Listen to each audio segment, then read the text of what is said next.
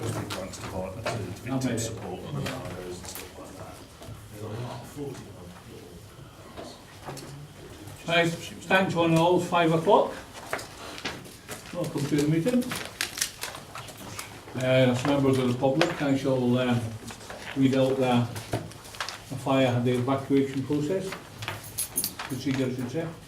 A fire drill is not expected, so the alarm sounds, please evacuate the building quickly and calmly. Please use the stairs and do not use the lifts. Once outside the building, please gather outside the Yorkshire Bank on the opposite side of the road. Exit by the door on which you entered the room or by fire exits which are clearly indicated by the standard green fire exit signs. If you require any assistance evacuating the building, please let yourself known to a member of the staff. Please also, if you wish, your mobile phones are turned off or set to silent.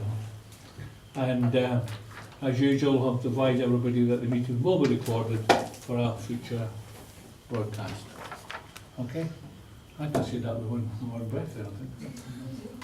No translations available. My apologies, I've got a few apologies. Councillor Brindley and substitute Councillor Tromans and Councillor Margrave with substitute Councillor Watkins. Okay.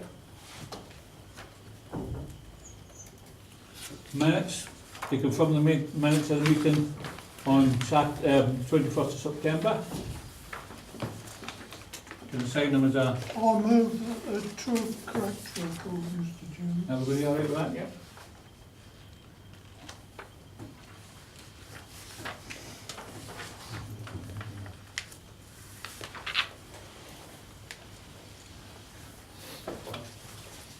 Okay.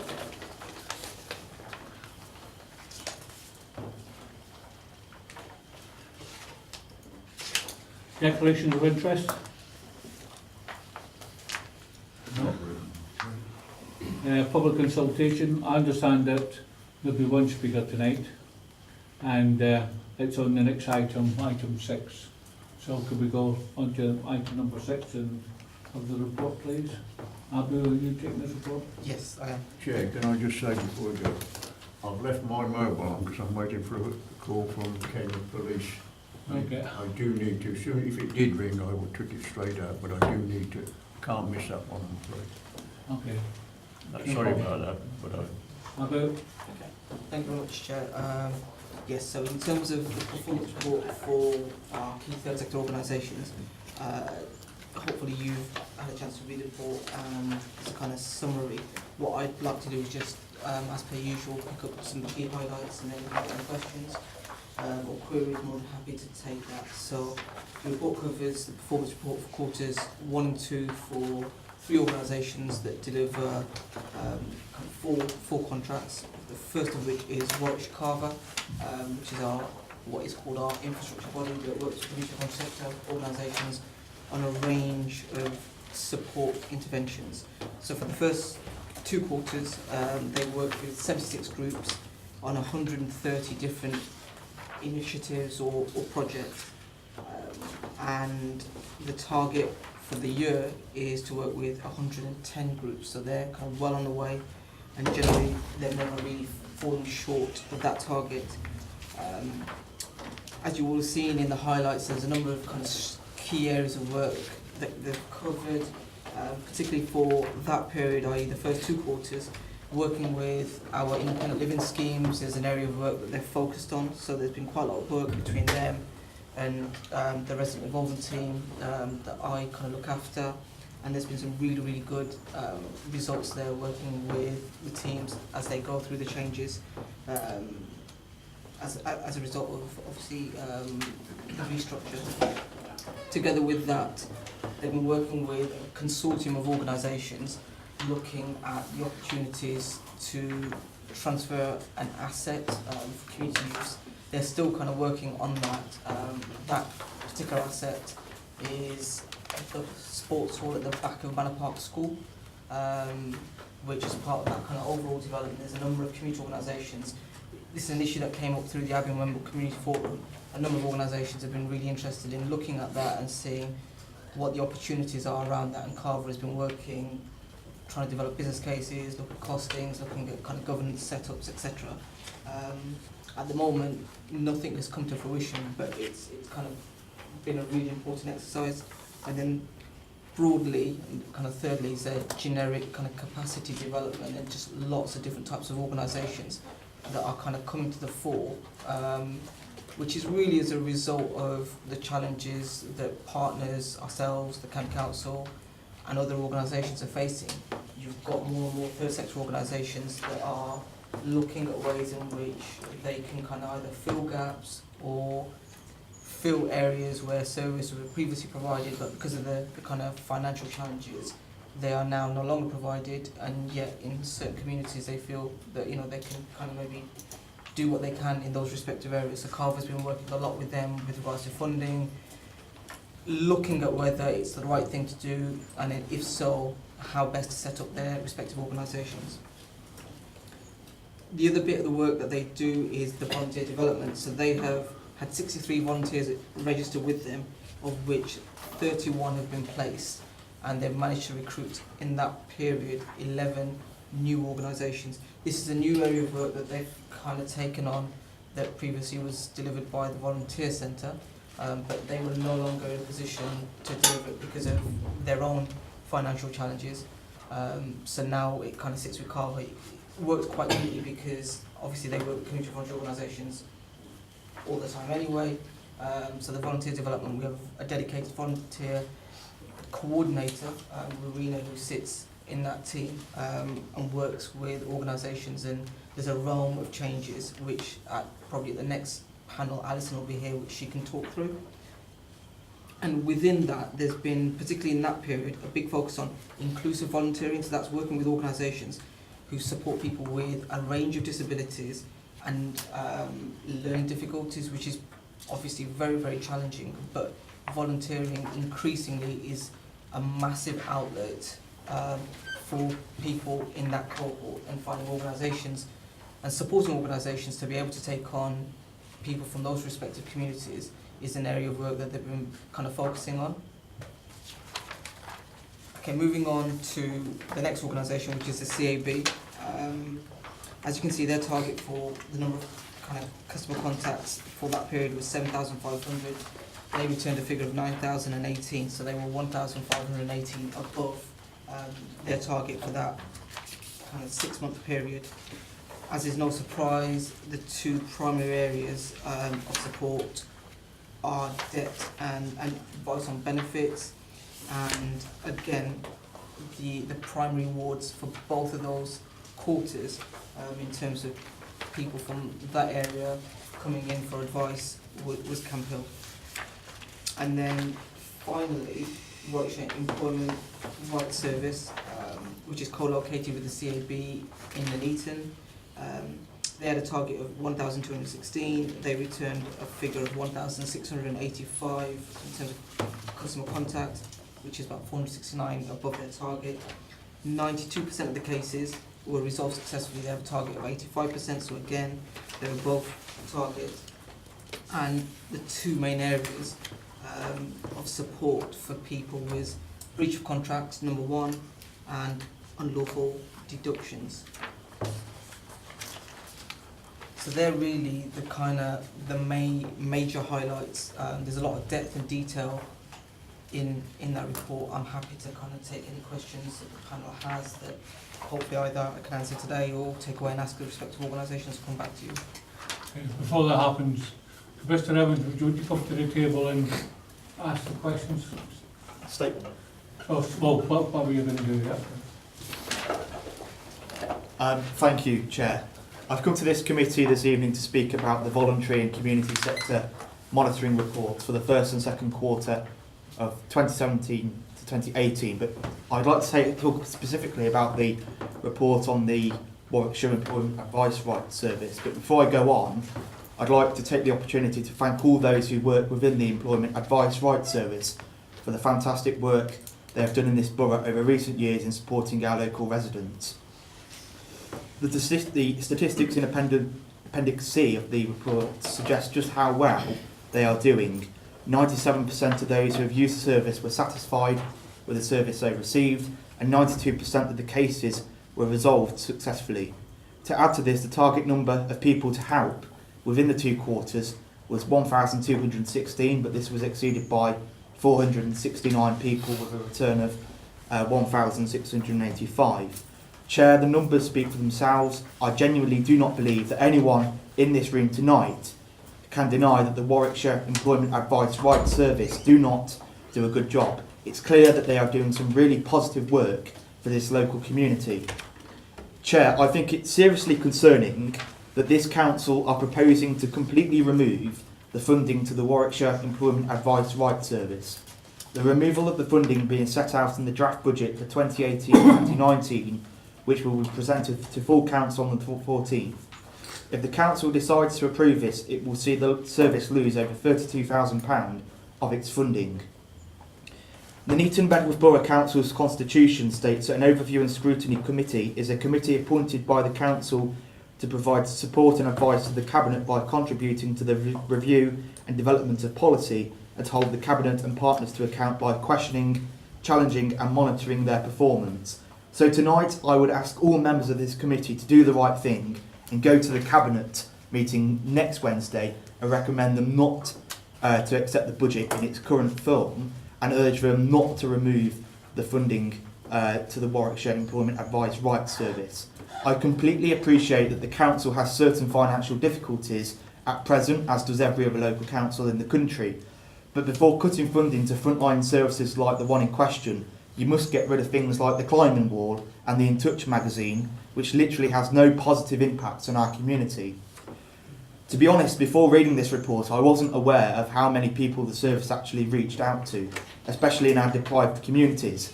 327 people in Camp Hill, and that's in the council leader's own seat. Wenbrook 189, Barpool 131, and Abbey 148. In Bedworth, which is of course where I live, in quarters 1 and 2, just under 300 people used the service, and that was just in Bedworth alone. So I would please urge the Bedworth councillors in this room tonight, Councillor Glass, Councillor Haynes and Councillor Lloyd, please do the right thing for us in Bedworth and stop the Cabinet from removing this funding. Thank you. Okay. Thank you for your statement. Thank you. Is any members of the panel got questions for Councillor? Yeah, you mentioned other things we could do instead. Is there a particular thing you're suggesting we do instead of cutting the funding for the climbing wall and the advice rights? Well, I would urge the council to look at other ways of saving money. That would include completely scrapping the climbing wall, completely scrapping the In Touch magazine, things like that. Yeah. Okay.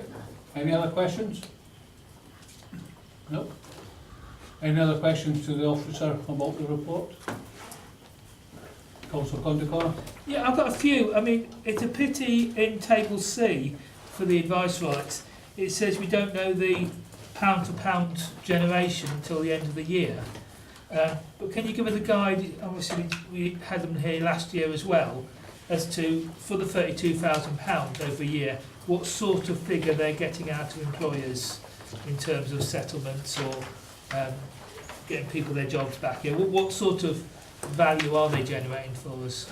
I mean, that's the indicator that we have at the end of quarter 4. What I can do is I can go back and speak to Lisa and probably get you an updated figure which can then be provided to you, because obviously they've got a number of cases that they're working on at the moment. So yeah, I don't have that figure to hand, but I can certainly get that via the organisation. You said you had another question, Tom? Yeah, well, the other one was, obviously we don't want to keep solving the same problem.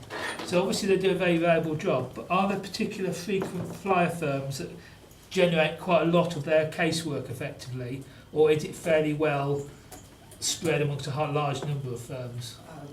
Speaking to Lisa, who's the kind of case officer, they've changed their model of working, so they've worked quite proactively with certain large logistics firms that they had quite a lot of custom from, for want of a better phrase, and that's been very, very positive. What they're tending to see is when, an example would be someone like Haswell Shoes, when that went under, all those affected have pretty much walked straight into their office. So what they're finding is that you're getting larger numbers because firms that sometimes may be in the spotlight, sometimes you may not know. As soon as they're affected, they're kind of directed so that, you know, they might go to the CAB and the CAB will say, well, your cases are too complex for us because we're generalist advice. You need to go see WERS. And like that, so the same organisation sending people has stopped. What they're getting is lots of different things from different organisations at the moment. If I may just pick up one of those points, Chair. If they went to one of the logistics firms and actually tried to sort out some of the problems before they happened or try and get a better flow, obviously it'd have an impact on them getting less casework, but actually doing the right thing by stopping those cases being generated. Are we measuring that in any way? Not necessarily. However, what we could do is probably in the case studies is have some of their proactive work that they've been doing that could be highlighted, which would then probably help with making that picture much clearer. Thank you, Chair. Councillor Wilson? Thank you, Chair. Firstly, apologies for being late. I was delayed at work. My interest has already been declared on the papers that I work for the court service, which is where people from employment rights tend to end up, unfortunately. I'm very concerned about this report, Chair, particularly at this time, because the Cabinet is proposing to remove £32,000 worth of funding from a service which serves a great number of people within our borough. If you look at page 38, where it looks at the client contacts by ward, and Mr Evans has already highlighted these, Camp Hill has 327 contacts, Wembrook 189, Barpool 131, Abbey 148. These are the very wards which have the highest levels of deprivation in our borough. And these are the wards where people need the most assistance, but this council, at the moment, according to the Cabinet report, is going to pull the rug out from under them, which I think is fundamentally unfair. This council should be here to help those in need, not those who, and not put those even further into problems. And with the greatest will in the world, I don't want to see people coming through my doors. The less people that come through my doors, the easier my job is. But every person who comes through my doors at work does not want to be there. They don't want to end up in court, but it's precisely these people here, these numbers may appear to be statistics, but what we need to remember is there is a person for each single number on this report. We are talking about, in the case study, £8,000 was brought into this borough by negotiating and helping the person. That is 1/4 of the funding per year on just one case. Now, we haven't got other case studies to look at, but I'd be willing to bet that there are other amounts of money, significant amounts of money, which will be brought in through the work which Advice Rights does, either through getting people their job back, so they have the employment coming back in, or through compensation payments, which is money which can be spent in this borough. And in my view, the Cabinet is being very short-sighted, Chair. When I attended the Cabinet, the Leader of the Council sat where you are now, Chair, and he said that we don't need to fund them because it is Warwickshire Advice Rights, and that Warwickshire should pick up the tab.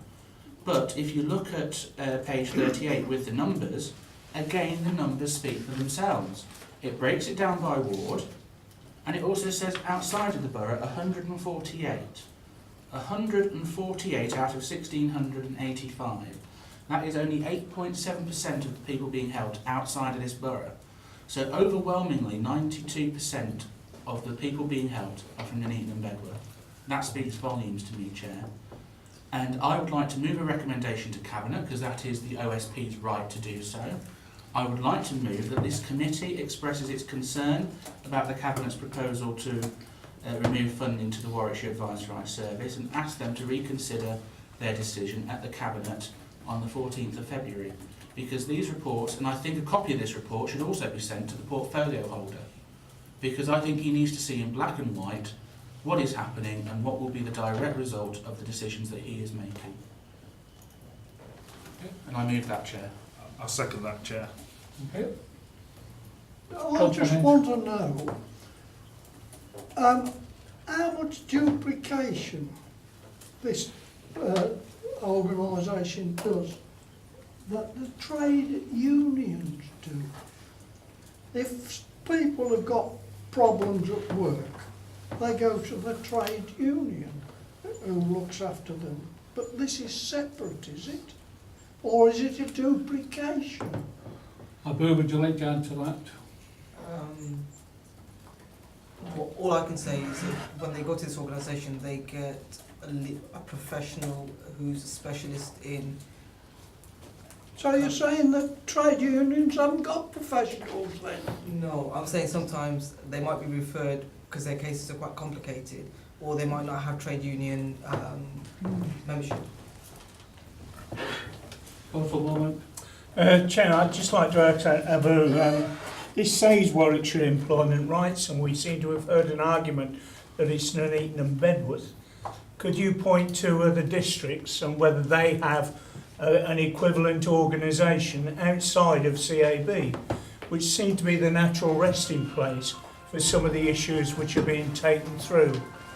If you haven't got a trade union and you need legal advice, you usually seek advice through CAB, and they have some free legal services, I think, attached to their activities. Okay, in terms of the way it works in Warwickshire, because the County Council also co-funds this organisation, we're the only district that funds Warwickshire Employment Rights Service.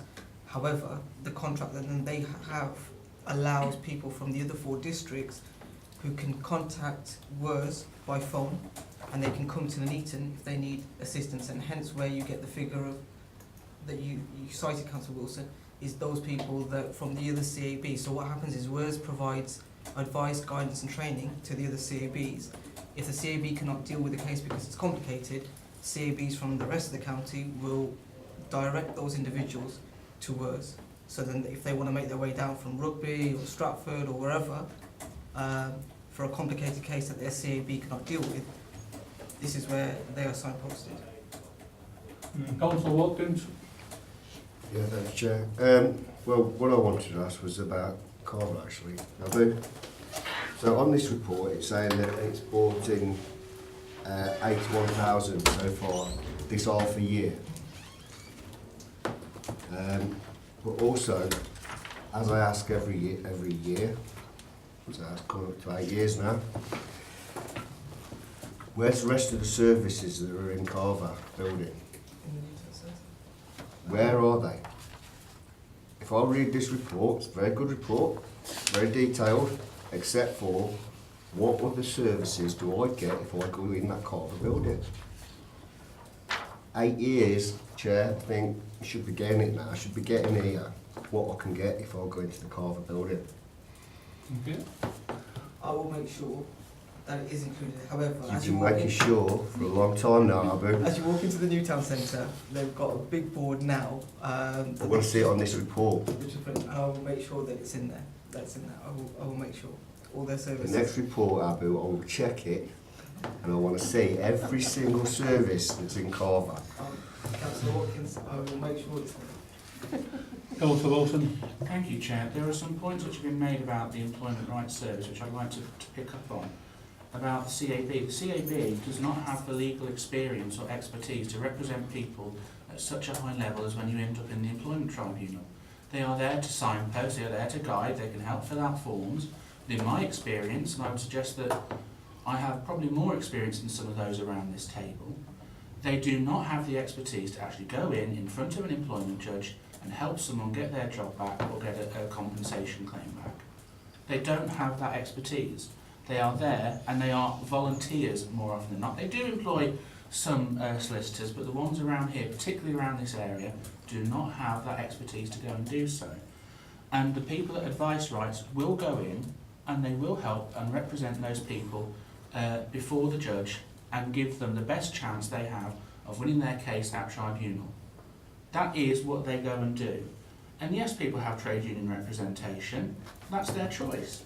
But trade union subs can be quite expensive.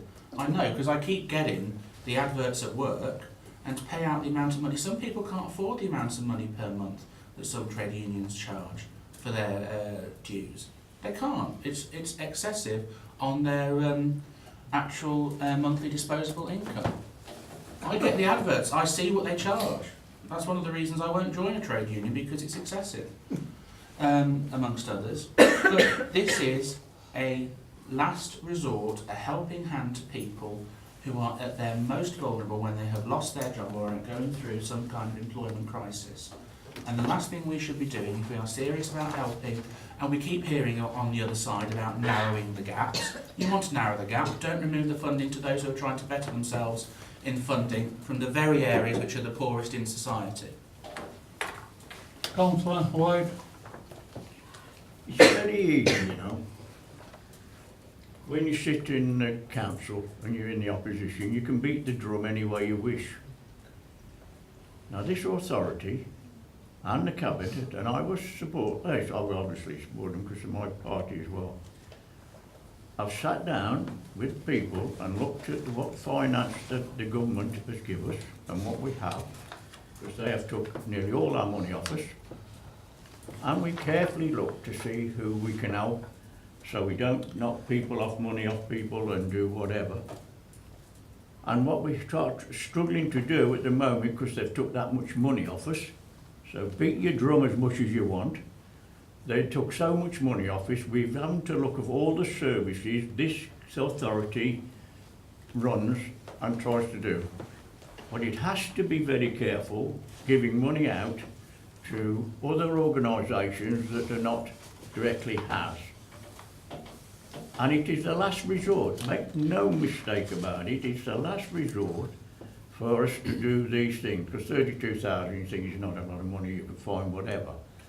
But when you've got to ride across the piece to do that, then it becomes more difficult to do.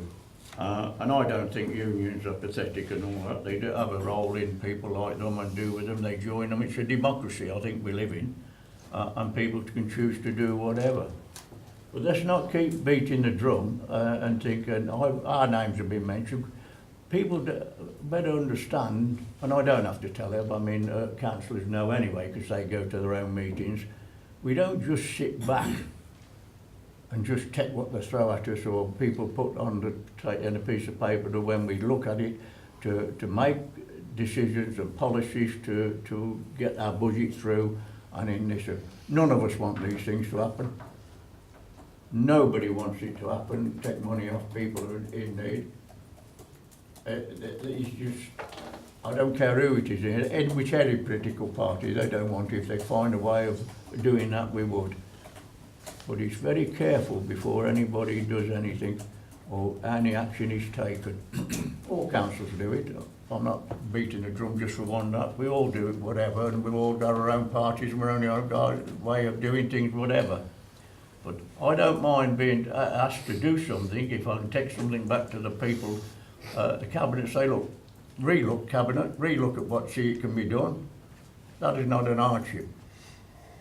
But when they sit in knowing full well that there are people in London who've just screwed us, and next year, God help you, it was always going to hurt some of the people, and it was always good, there's going to be things, and we all know it.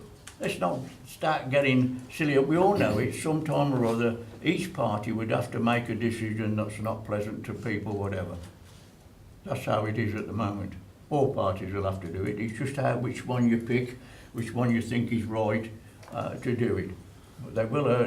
People are going to get in, and next year, they've already told us what's coming out. I'm not trying to scare people because the officers here, and I think they're going to be a lot more down to the bone, and some of this council ain't going to be in the shape even what it is now, without any question. Now, I don't mind telling my leader or the cabinet, please think and see if we can move it about. There's no hardship in that. But I already know, sitting down, going through the budgets and everything this council would do, he's not going to be able to do it. He's not going to be able to do it. I know that, because we've seen the things share. So let's not sit here banging the drum. Is the press here? Oh, we ain't got none, so we're okay. You can get on your platform as much as you want, Councillor. There's no press here. Thank you for your statement, Councillor. Councillor Tromans. Thank you, Chair. It appears that a good proportion of the funding to this organisation is from the county, that Nuneaton and Bedworth contribute part of their funding, and that we seem to, in terms of the numbers, it's very clear that, you know, the vast majority, 90% are from Nuneaton and Bedworth. We've heard the numbers, I'm not going to reiterate them again. Clearly a lot of people are getting help that they're not able to get elsewhere, because if they were in unions they would have gone there, and there are some very excellent unions that do some very good work.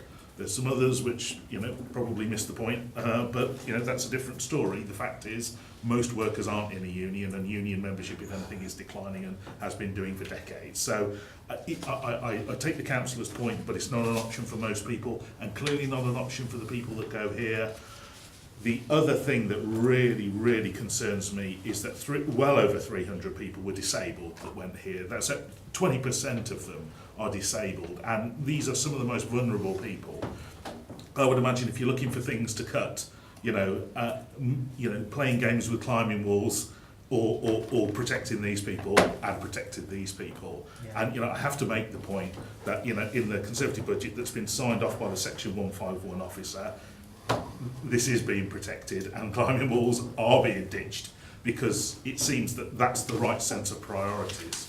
And I hear the councillor, you know, is in earnest when he says he doesn't want, you know, the most disadvantaged to suffer in any way, and I believe that, and I think he's genuine, and I believe some of his colleagues are too. But the thing that upsets me is that this council has got form, I'm afraid. This wouldn't be the first time that to make a political point about how bad the cuts are that are coming from central government.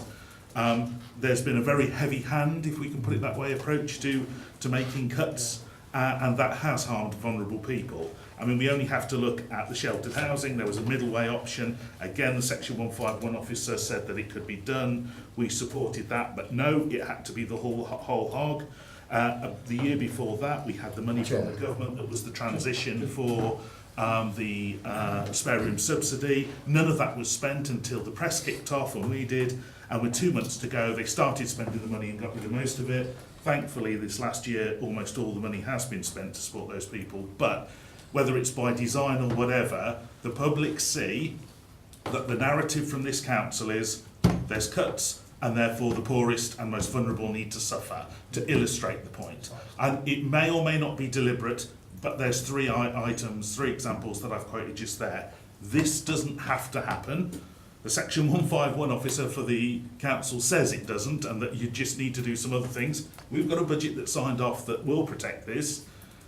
I don't think it would be wrong to be asking the cabinet to look again at this, and I would ask everyone to support that. It surely won't hurt for them to look again. Councillor Condacor? Yes. Councillor Watkins, then I'm going to wind it up. Thank you, Chair. I mean, one of the key things seems to have been 100% budget cut for one of the services, rather than a budget cut because times are hard. Yeah, if times are hard and we haven't got £32,000, do we have 24, 16 or whatever? And looking at some of the other things that were suggested that could be trimmed, In Touch, yeah, you might want to still have an In Touch magazine, but one issue of In Touch is probably 8,000–9,000. So it's talking about how you balance things rather than totally eliminating a vital service and keeping something that doesn't even get through everyone's letterboxes. It'd be really useful if we had a report that says how many people have climbed the climbing wall in the last 6 months. 608 for the employment. Yeah, how many children have climbed the climbing wall in winter? And there was a few in November. So we should actually have real comparisons with we do this, and particularly things like In Touch. Yeah, how much would it cost to shave one In Touch and put a bit of money in this? Because you can see this service being wiped out to a total funding cut.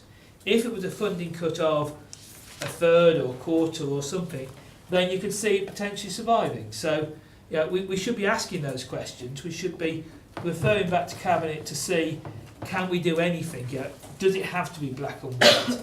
And Councillor Lloyd was on about his group and things. Right at the beginning of this paperwork, it says declarations of party whip. I think we need to make sure that the Labour group can actually have an individual vote on this and they're not being whipped on this issue. Councillor Watkins. Right, thank you, Chair. Abu, has Warwickshire Employment Rights asked anybody else in Warwickshire for any funding that you know to? As far as I'm aware, we fund them and the county council funds them. So just us and county council. And have they indicated that they will be closing the service if we withdraw our funding? I've not been made aware of that because they're awaiting our final decision before they go together. That's all I wanted to know. So both, they haven't indicated they're closing, so the services will still be there. And I haven't asked for anybody else in Warwickshire to give them any funding to support the funding that we've withdrawn. I just clarify that. You're not aware, but I'm just asking you, as far as you're aware, that is right. As far as I'm aware. Thank you. Okay. There's a couple of three things I'd like to bring up. Mr Evans, this is, and I am a councillor from Nuneaton and Bedworth. I will not separate Bedworth from Nuneaton in order to get some political hacks thinking that people in Nuneaton are bad and people in Bedworth are not so bad. I don't believe I said we should separate them. You said, you mentioned Bedworth councillors in particular. I'm just taking that inference from that, as that this is from Nuneaton and Bedworth. I haven't heard anybody say that the Bedworth side should be saved and the Nuneaton side should be cut, or vice versa. So it's a political point made from a nonsense piece of work as far as I'm concerned. I can also turn around and say, if we're going to talk about things that happen about this government and the cuts that they've made to trade unions, anti-trade union laws, the various other things to make it harder and harder for people to be members of trade unions, you can understand the situation we're in at the present moment. I'm not going to take any arguments about trade unions and how good or bad they are. And I'm pleased that the Tories have put a budget up for Wednesday night. I'm looking forward to the Greens budget for Wednesday night to see where they turn around and say that they're going to make the cuts. We are in a position, hopefully, not the same as the Northampton Council, where they've, Northamptonshire, where they've actually turned around and said, this is what we've got to do, and these are the things we don't have to do. And they're going bankrupt, and that's a Tory-controlled county council. I'm not taking any lessons of Northampton or anybody else along those lines. I shall be voting against the motion that's been proposed and seconded, and we shall take the vote. Can we have our votes recorded, please? Yes, please, Chair. No, I don't find it. You keep saying, I don't have a problem with that. What's that thing up there? Apparently we need our votes recorded. Would you want to go through there? No, it's just recorded in the minutes. That's recorded. We don't Okay. How many people have to vote on that? No, just... I don't mind, but I mean, if they want to play games, there's enough of us to vote. So it's been proposed and seconded, Shirley? I don't mind, I'm quite happy. It's been proposed that we ask Cabinet, or that you ask Cabinet to reconsider the removal of the funding from advice rights, and that the report that we have in front of us is sent to the portfolio holder for his information, so that he may see the figures that the advice rights are helping. All in favour of that? Okay, 1, 2, 3. All against? Okay, thank you. So Sorry, Chairman, but can I ask a question about the constitutional position? It's one thing to ask the Cabinet to reconsider. Cabinet is behind us, not in front of us, is it?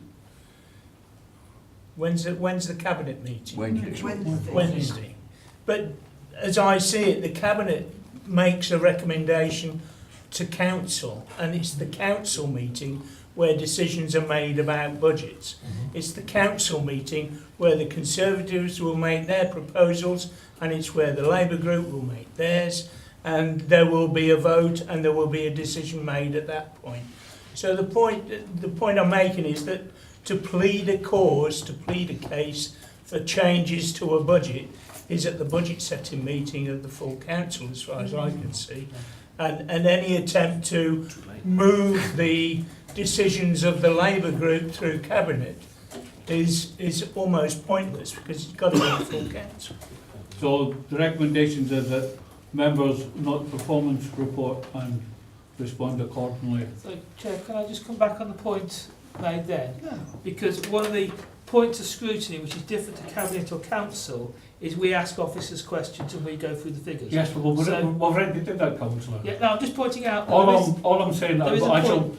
shall be looking forward to the Conservatives as well as yourselves budget proposals for Wednesday night, and we'll see where we go from there. I'm just explaining what scrutiny does. Well, why it's different. I know it's what it is, Chair. Right, all in favour of noting the report? Against? That's carried. Thank you. Safeguarding. Craig, are you dealing with this one? Thank you, Chair. Going to talk through the paper, which I hopefully you've all had a chance to read in the appendices. Apologies, there is a lot of information there, but there's quite a lot to cover. Started the report by covering the legal obligations, the background of why we are where we are with safeguarding. So covered that there's both requirements in the Children's Act 1989 and 2004 on the council surrounding its activities, duties towards children. And that's underpinned by a document known as Working Together. We're currently on version 2015, but that is in the process of being updated, which we should be having later on this year.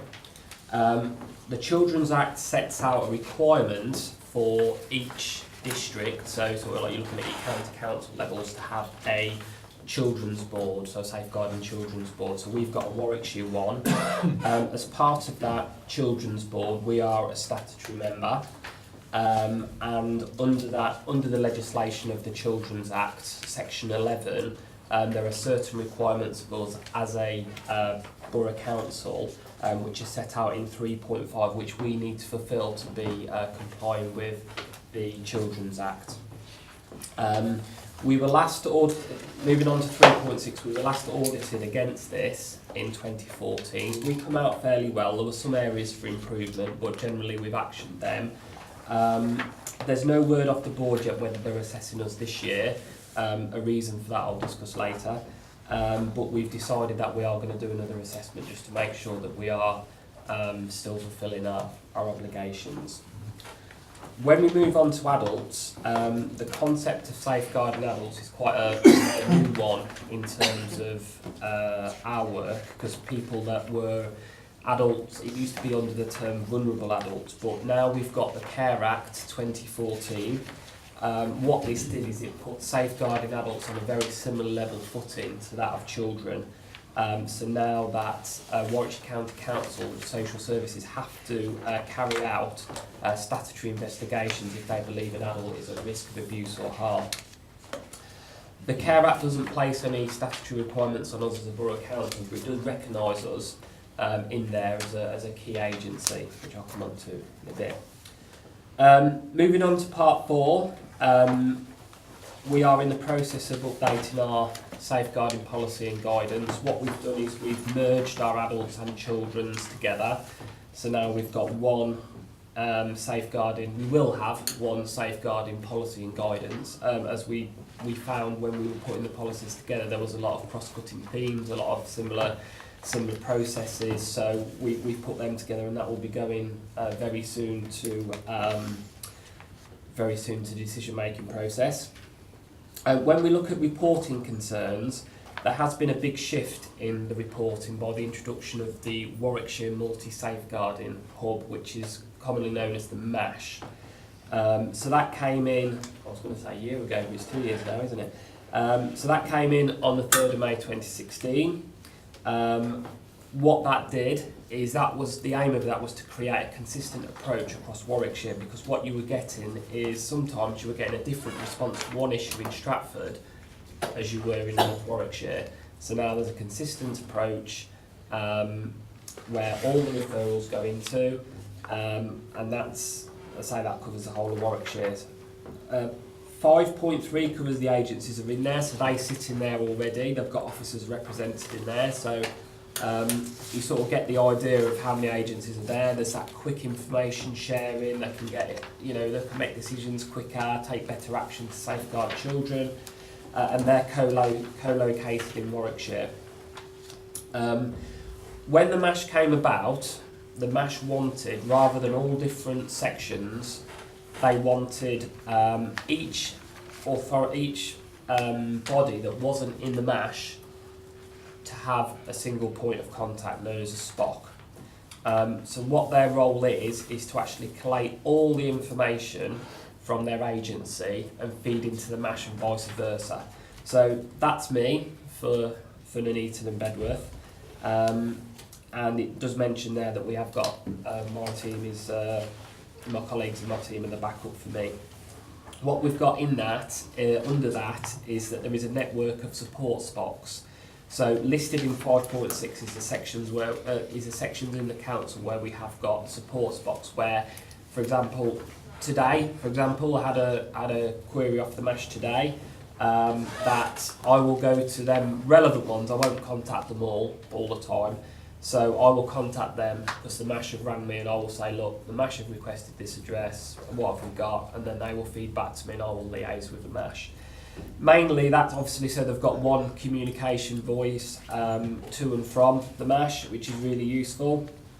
And 5.7 just highlights that we have got a legal basis to do that. 5.8, now the stats are out of date already, as you can imagine. Since I've done the report, there's been, I've probably done a dozen this week, but there has been 101 occasions that we've interacted with the MASH since its inception.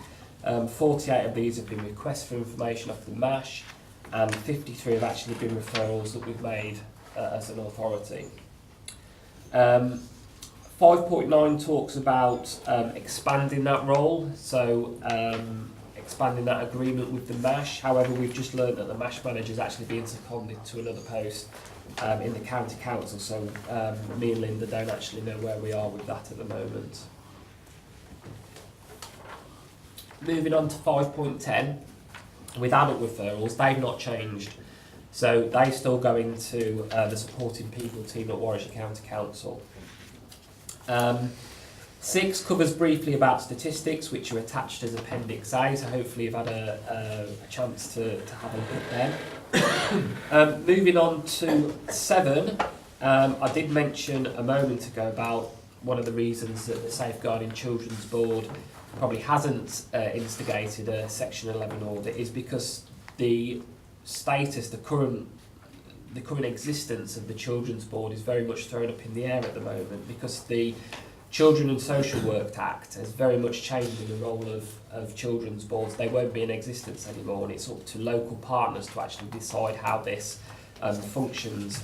I went to the board meeting last week, and it's still very much until the final act is published, until it's finalised. It's still very much in the air as how that will actually look. I did mention about the Safeguarding Adults Board, so moving on to 7.2. Similar with children's, there is a Warwickshire Safeguarding Adults Board. Unlike the Children's Board, we are not, under legislation, we are not a statutory member, but we are represented by the chair of the district subcommittee, which we do sit on. Okay, moving on to the final page. Training and promotion, so we do carry out training. That's something that I undertake for both children's and adults. And again, the numbers of employees that we've been training are contained within Appendix A. And also, pleased to say that I've also carried out the training for certainly the adults one for North Warwickshire and for Rugby Borough Council. The final part of the report, Chair, is the Rotherham report on the CSE issues. Members might recall that during the summer of 2016 we brought a paper to scrutiny about the issues that there were at Rotherham, and certainly the CSE issues came to the forefront in the media. When we were putting this report together, we didn't want this to go away. We wanted to make sure that it's still on the radar. CSE is still being monitored in Warwickshire. It's very much a big area of work.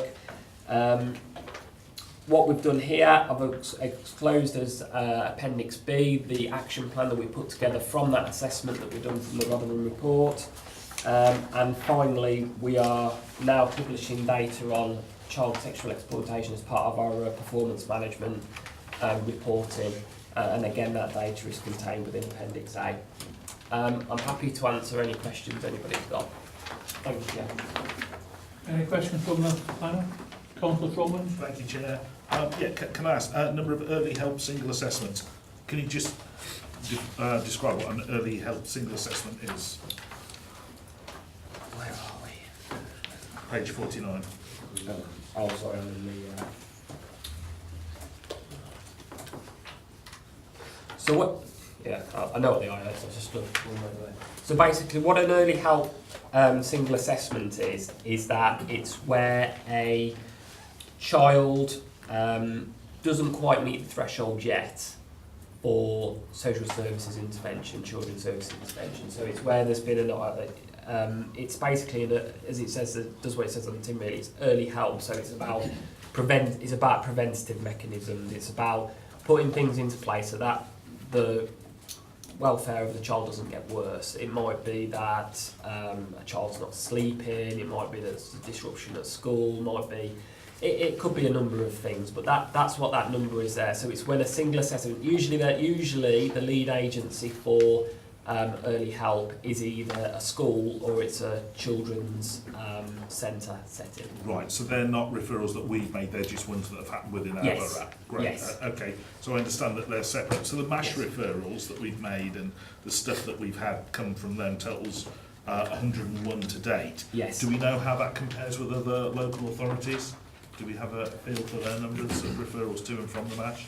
Not at the moment, but they keep ringing me for Warwick and other areas. So I don't know what the arrangements are in the other districts and boroughs. So certainly I can find something out if that's something that would be. It would be helpful because Yeah. at the start of the report, we're asked to consider it and that the council's doing all that it should and all the rest of it. So the other couple of questions I had just to reassure us all that the council is doing what it should be. It says council training data, 64 employees undertaken safeguarding awareness, 48 have had specific face-to-face CSE training. Yep. Is that in line with the plan, or is that ahead of plan, or are we well behind the plan?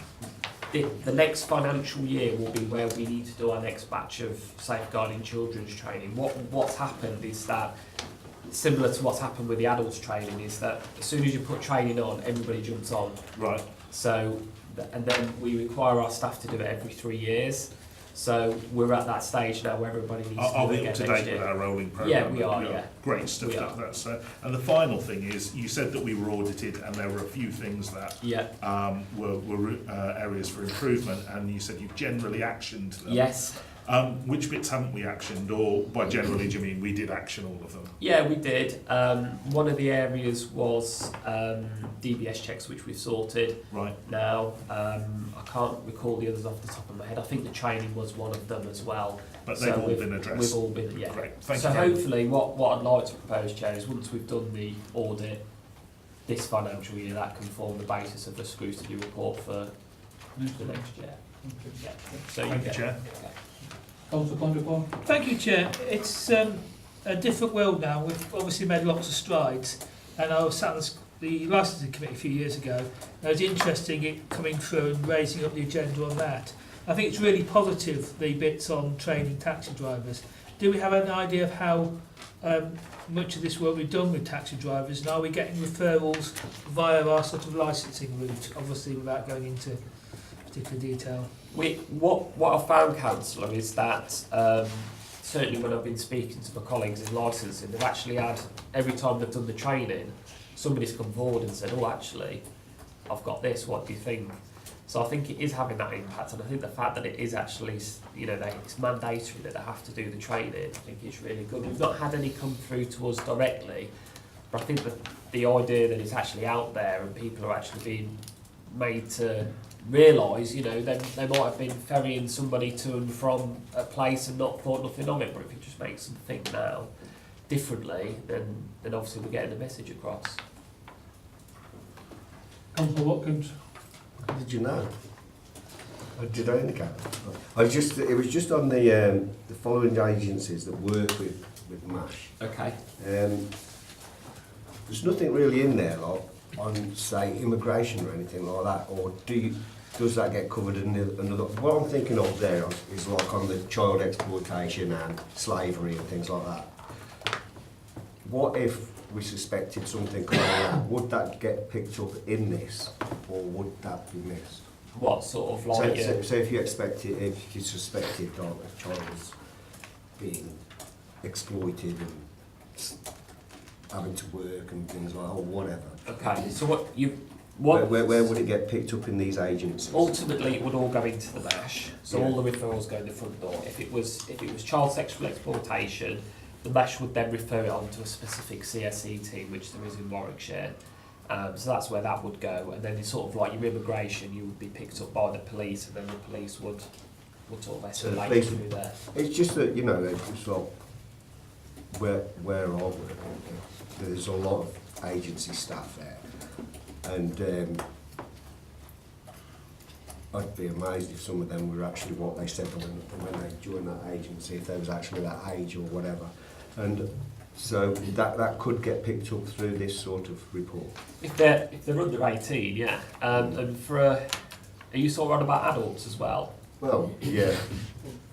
Yeah, it's a good. Yeah, I mean, again, if we had any concerns, then we'd refer through to adult safeguarding and supporting people. But that would come through this, and there's no loophole sort of thing there. There's nothing in this. That could get picked up in these, it would all go in. Agencies. Them two for us for referrals. Any concerns that go through the front, they're the two front doors for us. I mean, if there was something immediately really serious, then we would call the police straight away. Right. Okay. So. Right, just my usual questions. Welcome to the report and all the good work that's, as you know, I've been involved in this sort of thing for a long time now. There's, going back to the taxi drivers training again, right? Uber. Where do they come into that? And do the Uber drivers, obviously if anybody's got a licence from Nuneaton and Bedworth, presumably they've got to do some sort of training. But the ones that haven't got a licence from Nuneaton and Bedworth, from elsewhere, it's like a smoke and mirrors thing with the Uber driver. Yeah. And I'm not getting onto Uber drivers. Everybody's got what do you call it, a purpose in life, I suppose. And with Skelf and Council Lloyd were taxi drivers once upon a time in a previous life. So there's what happens to It's a very good point, Chair, because they, like you said, if they're not licensed in Nuneaton and Bedworth, then yeah, I mean, I could pick it up with licensing, but I think my understanding of it is there's a lot of local authorities on board with CSC now, and certainly I'm not sure of the exact ones in the local area, but certainly a lot of them are introducing mandatory CSC training. So you would presume that Uber drivers that are registered elsewhere would be able to would have to undertake the CSE training and have their requirements if that local authority made them with it. okay, that answers much. There's what local authority where the Birmingham, the Coventry, Yeah. Tamworth, you know. Certainly find out that'd be if that's something. I'm just curious. Yeah. That's all, because obviously if we've got our licensees and we can give them the training, don't see why somebody else shouldn't be doing the training elsewhere for their I drivers. think you'll find that most authorities do cooperate. And there is training available in Coventry, Birmingham and so on. That's what's come out at our meetings, isn't it? Well, listen, well, can we get something in black and white that actually says that? Yeah, sure. You know, because That's not a problem. I'm not trying to overdo it, but there's something there that has got the principle in there. Yeah, I agree. Everybody happy with the report and the comments Yeah. have been made and take them forward? Yeah. Okay. Item number 8. Philip? Thank you, Chair. This is the standard report, which sets out the performance in connection with the services related to the functions that report to this panel. I will once again, Chair, just draw your attention on the report itself before the recommendation to paragraph 4, which is the covert surveillance section, just to confirm once again that there have been no surveillance operations undertaken under REPA, and I stress that, so that the Office of the Surveillance Commissioner, when they come, or if they ever ask you the question, you can say, yes, it was drawn to our attention, because they're very keen that members have oversight of that. If we go to the, if you go to Appendix A, we have the summary, which obviously we'll go into a little bit more detail. I think the first thing to flag, more than anything else really, is in connection with the forecast outturn, the financials for the panel, because you will note that there is a £300,000 projected overspend against budget. That's for these particular panels. That might not necessarily be reflected in the budget report when it comes down to individual portfolios, because of course the panel spans different portfolios. So in some cases, where there's an overspend, it might actually in reality be then netted off against an underspend somewhere else. So it doesn't. But it is presented to you in this way so you can see what responsibilities you've got and what's going on. What I will do, Chair, I think, is just take you through the financial table, which is on page 5, where we've identified the specifics, and you'll see there are some unders and overs, as you can see, but there aren't enough unders to offset the overs, if I can put it that way. The biggest is the commercial property industrial estates, and the variance, as you'll see, is £299,000. I'll get into the detail of that when we get into the detail of the report, but I've flagged that because that is probably the most significant contributor. And there is a second one, which is shown under rent allowances and rent rebates of £76,000. So those combined are significant sums, which you need a lot of unders to offset, and in this case they aren't. So your net overspend, if I can put it in those terms, is £249,000 on that suite of services that you have there. Perhaps, Chair, if I get into the detail of this, because we'll deal with the finances as we go. So, and then I presume members will want to ask questions as we go, and I will endeavour to answer those questions as best I can, or Shirley might be able to, because I know we've been asking questions ourselves today.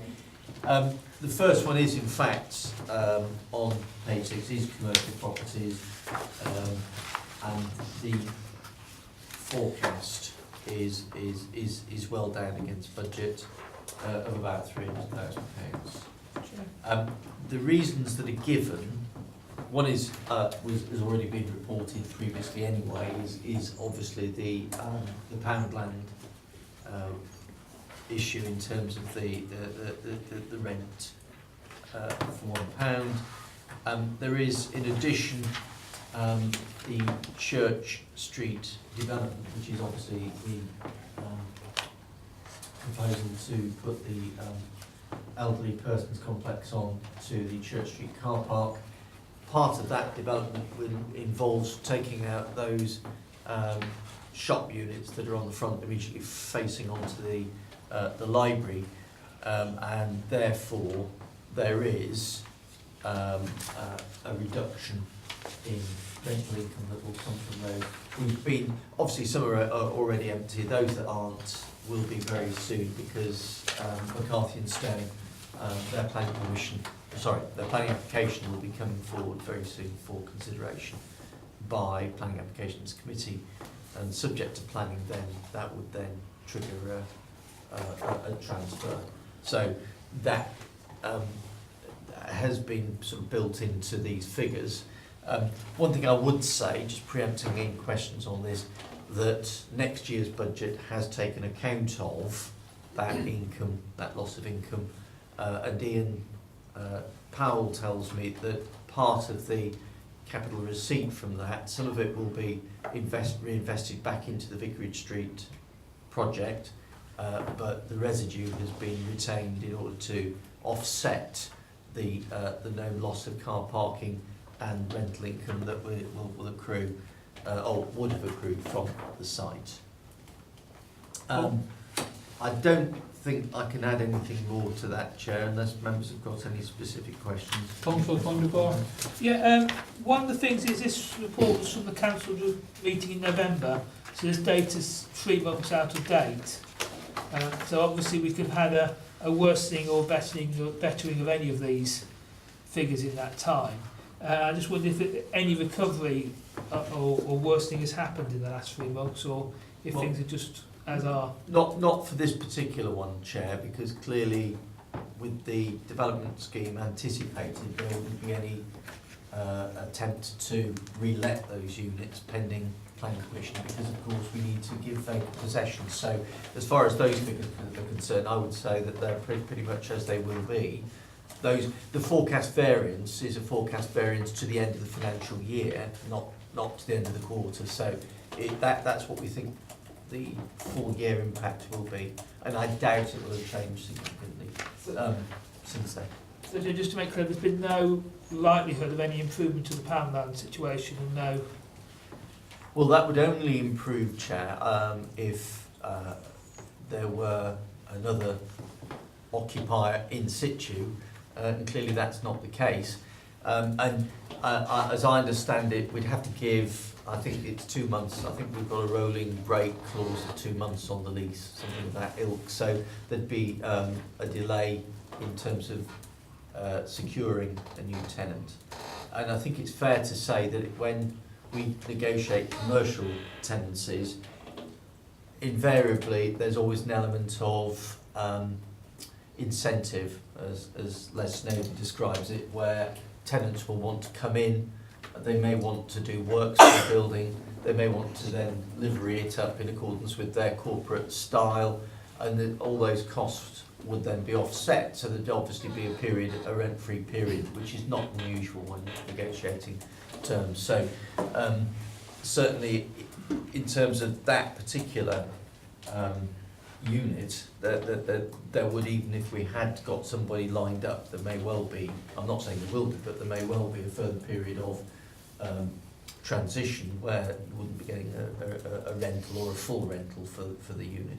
The point I was trying to make is we haven't even advertised it yet, have we? Yeah, have we? I don't know. I don't know what we'd be. As I understand it, we were looking to do that, put it on the market, but I understand as well that there were some allied to some of the town centre proposals, that there were some negotiations ongoing with a potential occupier. I can't say any more than that because I don't know. Councillor Truman? Thank you, Chair.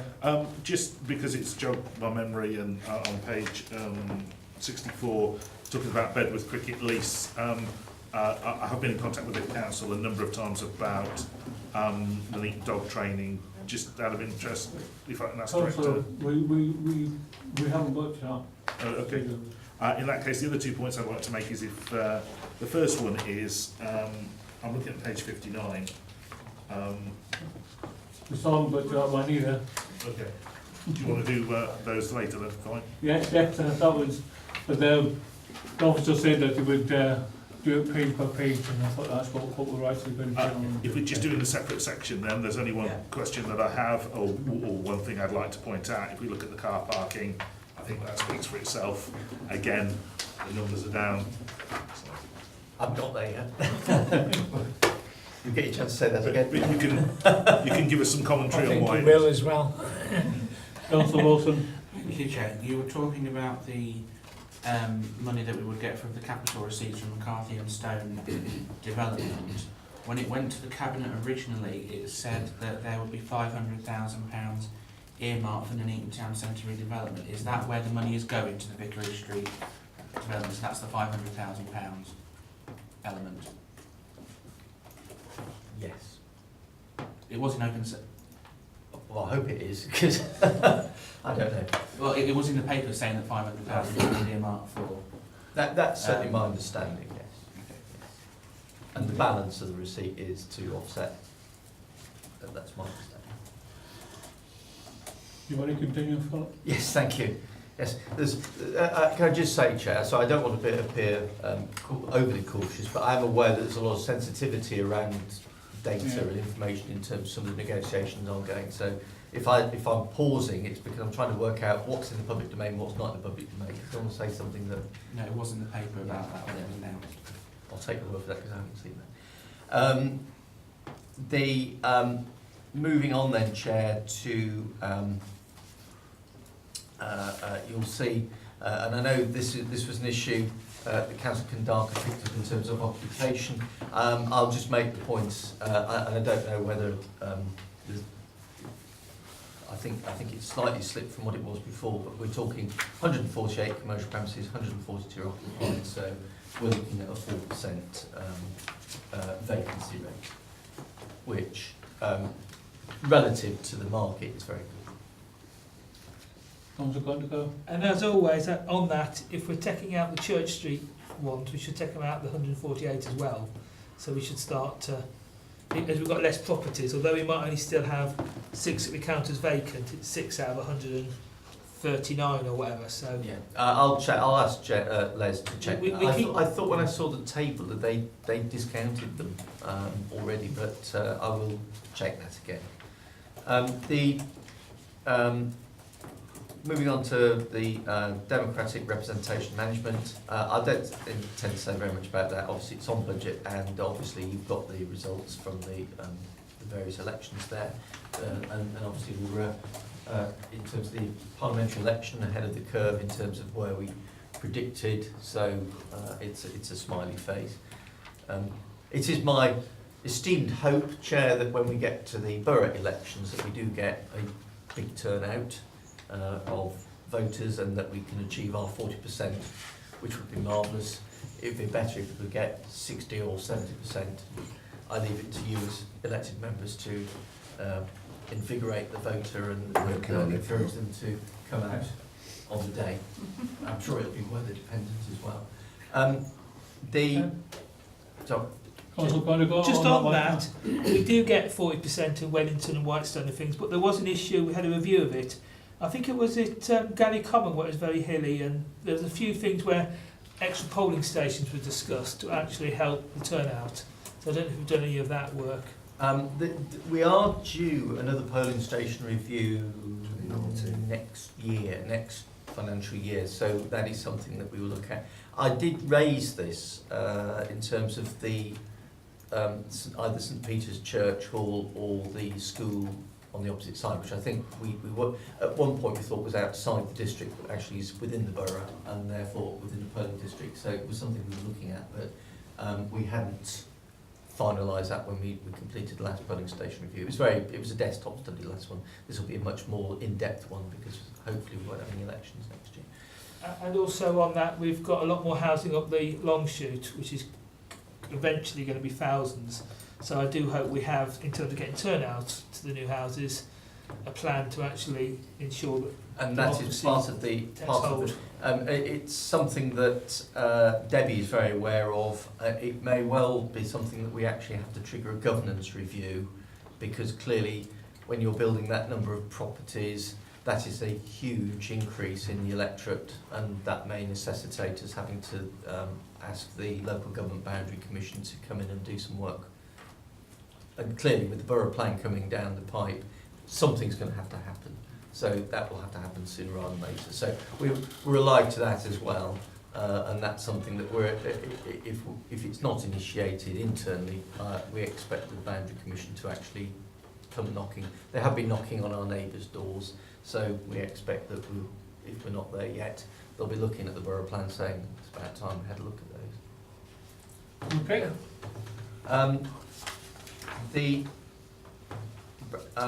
That brings us to the market, Chair. First thing to say, there is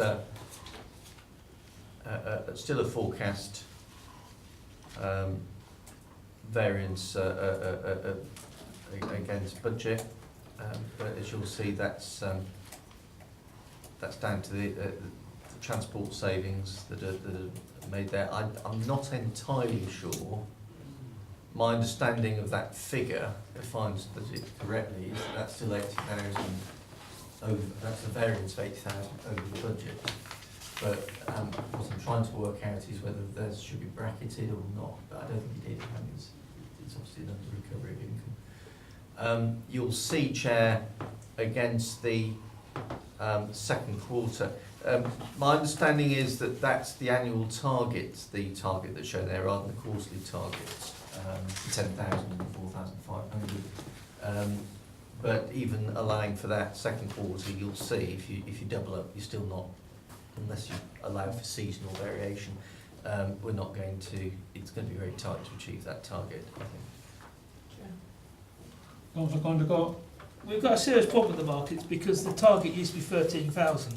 So I mean, we are a long way away from having a market anywhere near a reasonable size now. And the market stall rentals are more in the summer. So Q1, Q2, you do get those nice summer days. And in these last couple of months, you get the windy days and the market cancellations. So we have a serious problem, and we're pricing people out of the market and killing the market. And a lot of the market traders in Nuneaton and Bedworth are now trading in markets in Tamworths and Daventries and things.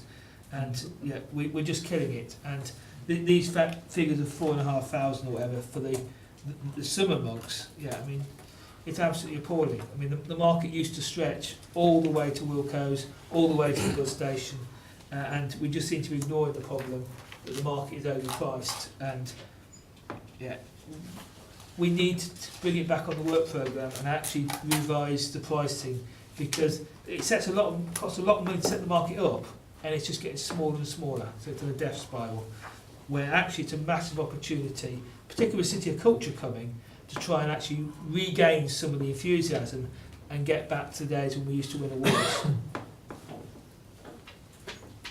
I understand that we are the lowest charging for markets in the Warwickshire. Only in Bedworth. Is that? I don't know.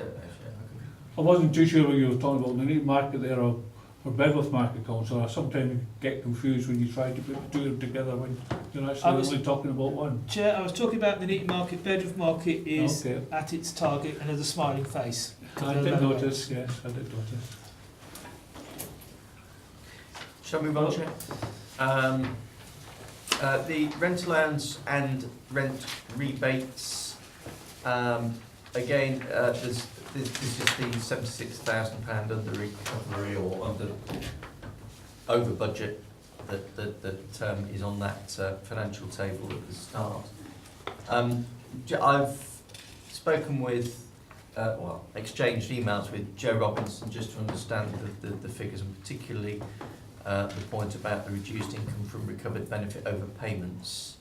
And I understand that what is actually happening is that we are identifying less overpayments, and the recovery rates are therefore lower, because the threshold that has been set by the DWP is that much higher than what was the previous fraud team that was in-house had. So if it was, just to give an example, I'm just plucking figures out the air, if our fraud team might consider a material overpayment to be somewhere in the order of £100, the DWP fraud team might say, no, that's not worth it, we're only interested in £1,000 or £1,500 or something like that.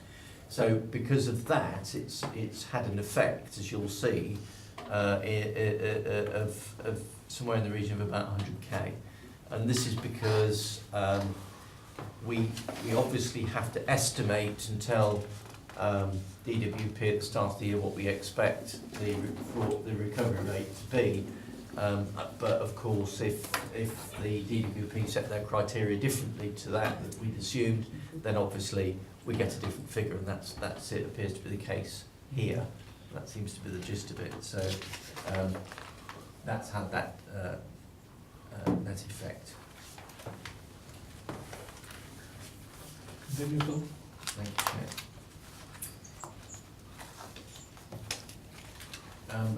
Obviously, you'll see the indicators are self-evident, but you'll see that new claims, the benchmark is 22 days, so we're actually performing well against the benchmark. However, it's a frown because clearly performance has slipped.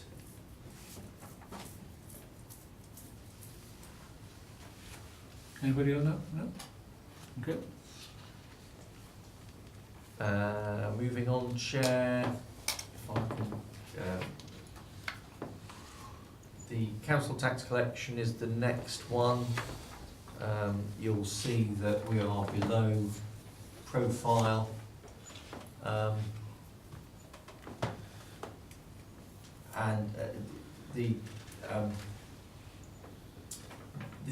reason it's a frown is because obviously it's below what we collected in the previous quarter, and so I understand that is going to be an issue for us going forward. Obviously, there is a potential impact, as I understand it, in terms of universal credit, which is impacting both on tax collection and rent collection. So that's becoming an issue for us as universal credit is being rolled out. No questions? Just a question on the universal credit. I understand that a lot of the private landlords are refusing to accept anybody that's on benefit. They won't, if anybody's homeless these days, they won't look at them.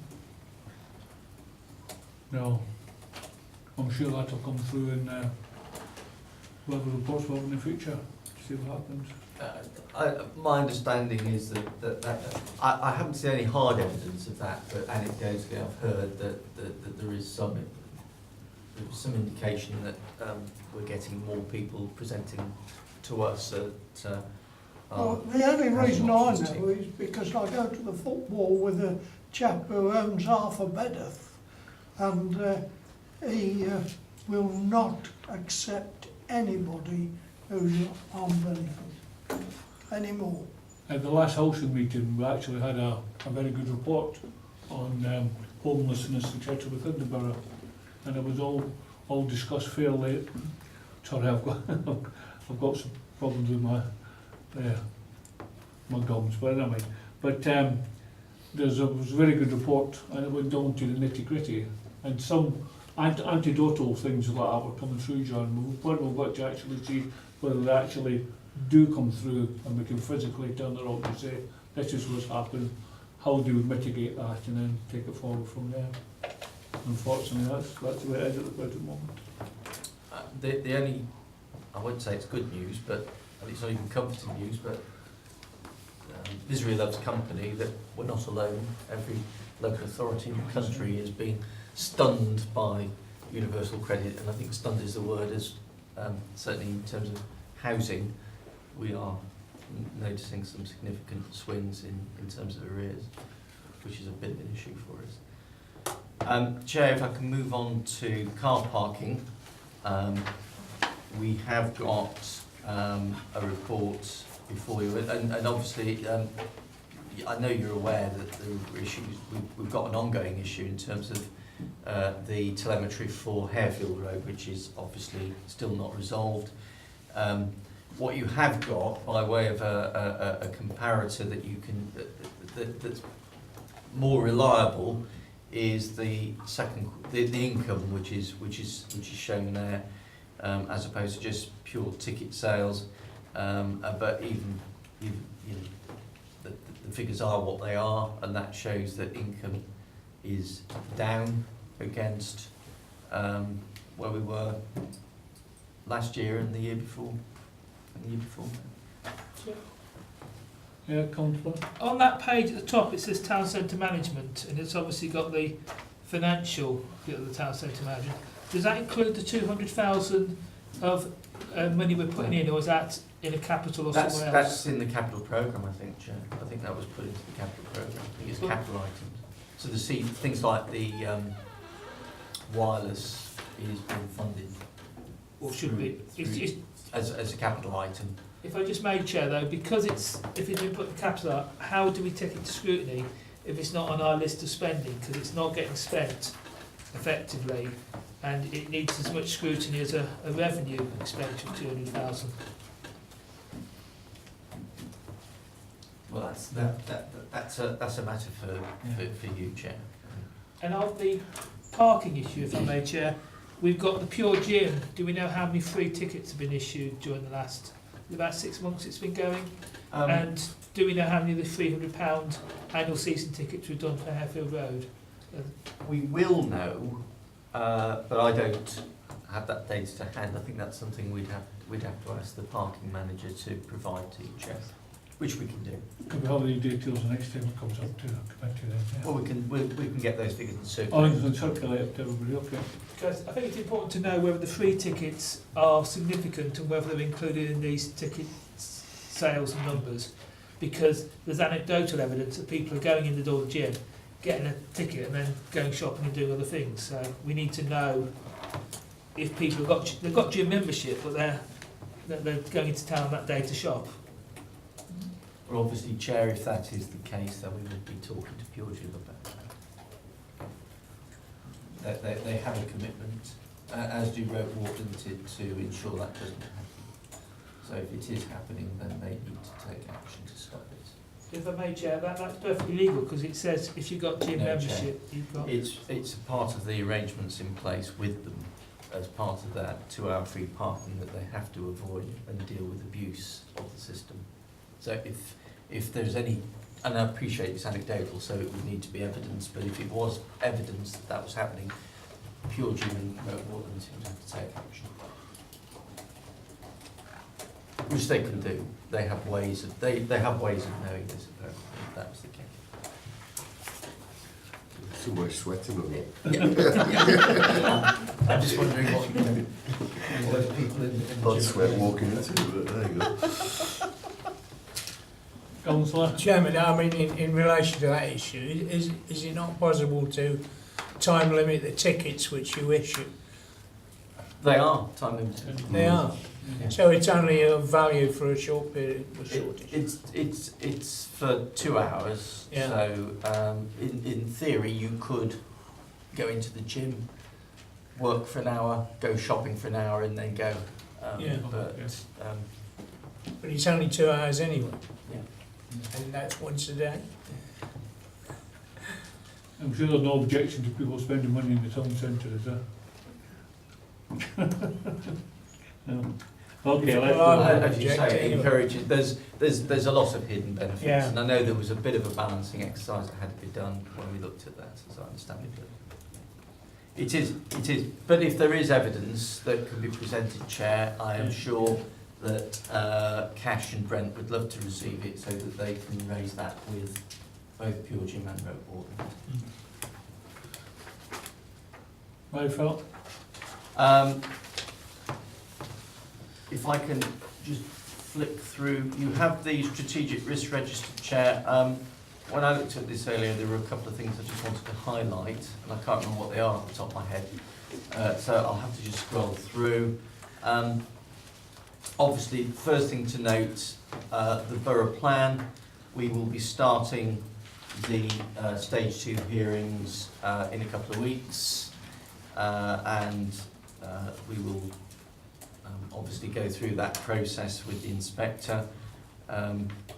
If members come looking for me, they won't find me because the inspector is evicting me from my office again. So I will be wandering around the town hall looking for somewhere to plug my computer into. We will obviously need to deal with any issues that arise, and we'll see where we go with that. So we'll be looking at the planned bit here. We might be moving the second stage examination. Will move into from planned into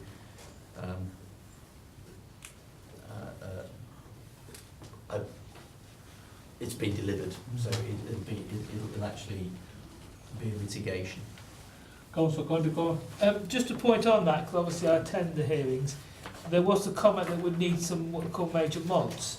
So we'll actually have to go around a mini consultation for those major mods, won't it? So it's not as simple as saying it's going through. The best case scenario is there is going to be a little process, even if the inspector likes it. The process normally would be that the inspector will, at the end of this, collect all of the comments up, come to a view on the soundness of the plan. If he thinks that the plan is broadly sound but it needs some major modifications to make it properly sound, then he will make those recommendations which will come back to us. We would be required to consult on those, so there's a mini consultation on those modifications which go back to the inspector because it's still in the examination.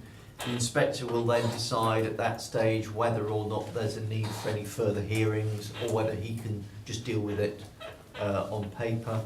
And if, with a fair wind, if he takes the view, nothing I've heard alters the position, I can now issue my final report. It will come back to the council with us then to present to full council for adoption. And that would then have the modifications incorporated into it as a final document. Philip, can you? Yep. Just moving on, Chair. Obviously, we have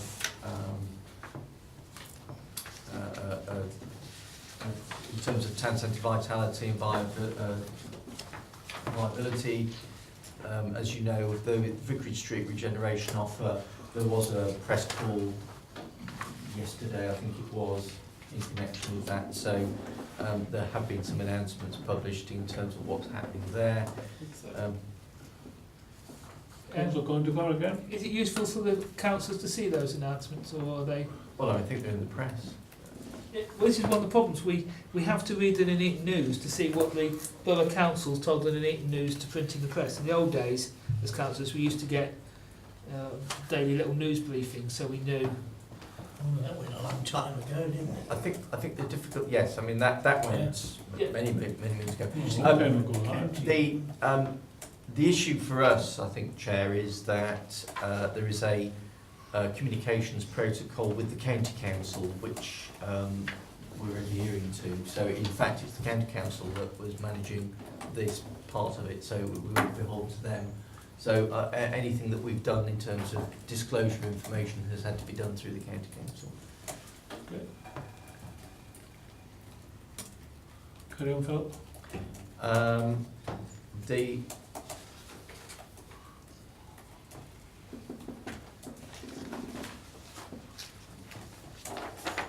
I noticed, Chair, that there was a risk which is R7, breakdown of council service due to emergency or significant incident. Obviously, we've got all our emergency planning and business continuity planning. One of those that we are having to do, as you'll see, is that now with the depot move to Gresham Road, we now need to review our business continuity plans. The good thing is that by locating the depot where we have, it means it's in the middle between the two towns. We have got now two separate, so we've got a server room in this building, and we've got a virtual server room at the Civic Hall.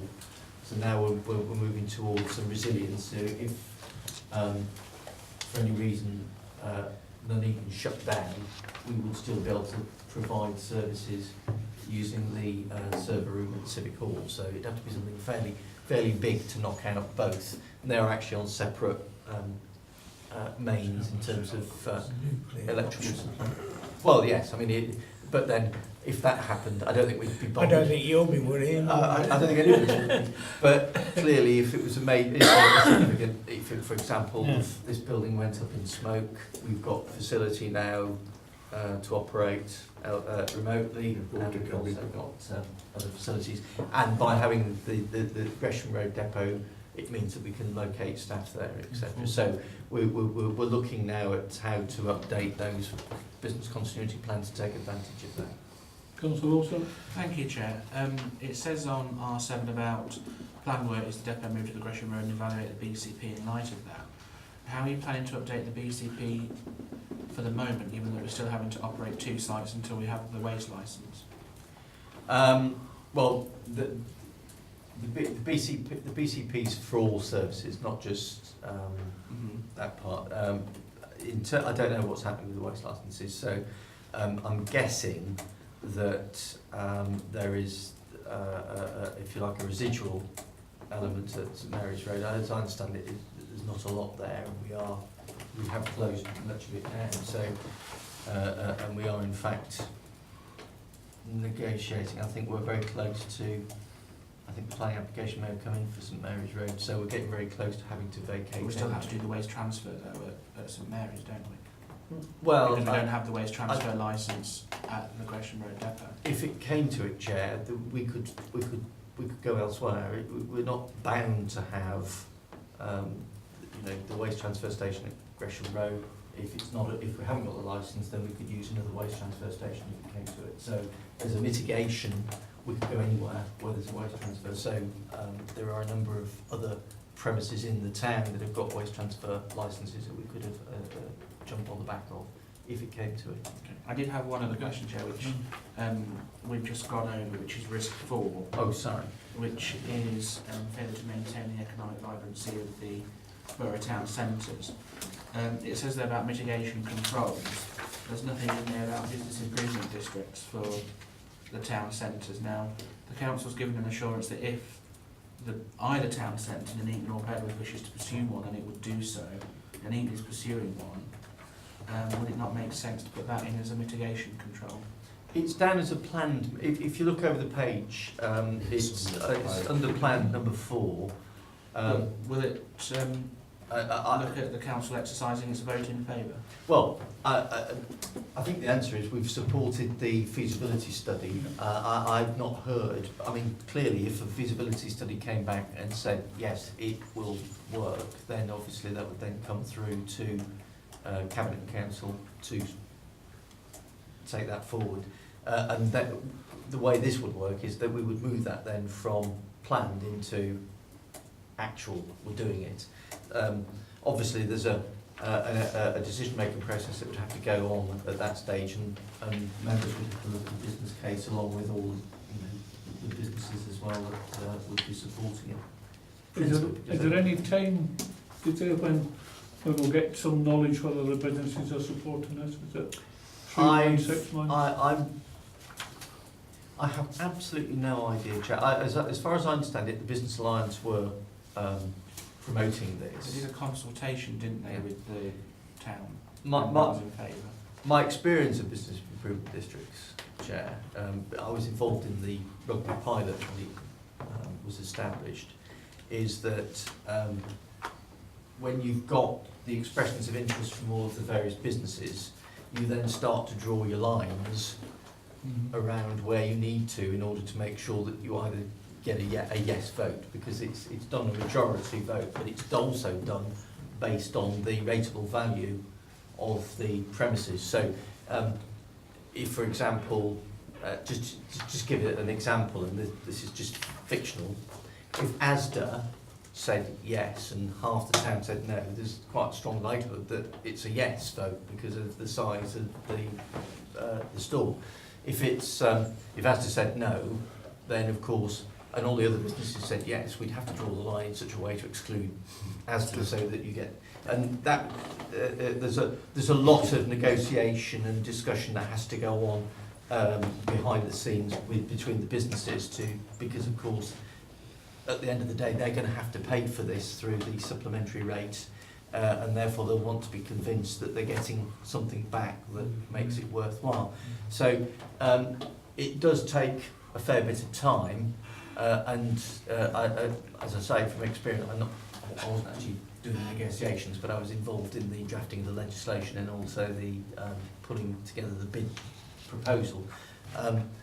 It takes a lot of negotiation and convincing, because businesses are very need a lot of convincing to part with cash, particularly on something which is going to possibly last a minimum of 5 years, possibly longer, depending on what happens.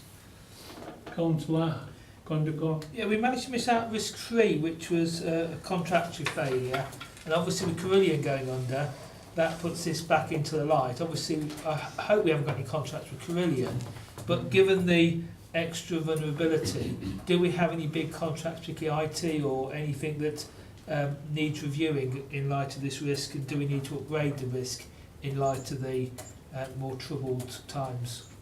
The key contracts that we've identified specifically under R3 are things like the recycling contract, and the grounds maintenance contract. There's two big ones. The two big spends, two big. If either firm went to the wall, we'd have an issue in terms of maintaining service delivery. What we are doing, and one of the things that we're required to do, is to do an ongoing financial check of these companies. So that's what we are doing to ensure that their credit rating is as it should be. My understanding of what little I know of Carillion is that it was clear on paper that things weren't quite as rosy as it Should have been. well, as they were telling the shareholders when they were paying their dividends, I think is the way to view it. But that actually, if they'd been looking at the indicators, they would have been seeing that they were overcommitted and that their asset base was woefully inadequate to deliver the services that they were committed to deliver. But the thing is, we haven't got anything with them, any contracts. We have no Carillion contracts. Well, I say that, Chair. I've not been informed that we say have no direct contracts, but whether there were any. Councillor Gondico there now? I was just going to point out the IT side. I don't know what IT support we get from any of these big capitals and those sort of firms in terms of our housing or our, do we have any other areas, and sort of particular IT is a particularly awkward area, because if you get your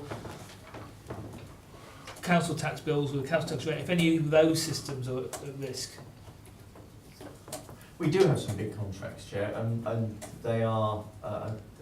We are in the process of rolling out a new housing management system, and that's going to be something that will impact, and that again would fall into this. And obviously, as you say, council tax and non-domestic rates, another system that we partner with. I think North Warwickshire, we jointly procured that. So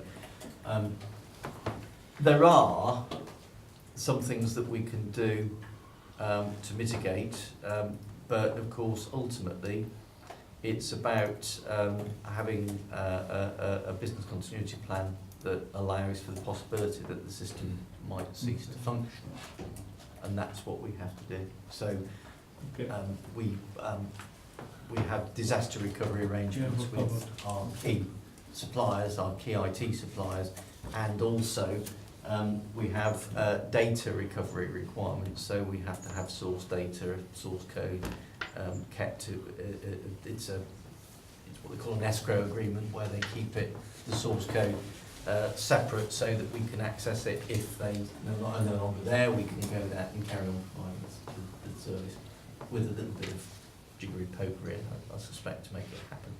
How to continue, Philip?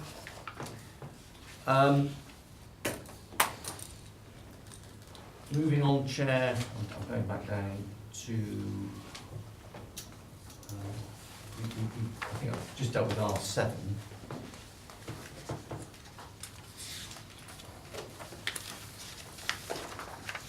R9, as you know, we've got a planned refresh corporate plan, but we actually took a report through to Cabinet at the last meeting, so we've agreed a process for that now. So I think that's something that we'll be actually putting some dates to now. I think it's still all to stay as planned because we haven't actually done it, but I think we can be a bit more specific now in terms of what we're trying to do and by when we're trying to get it done. So that will change, and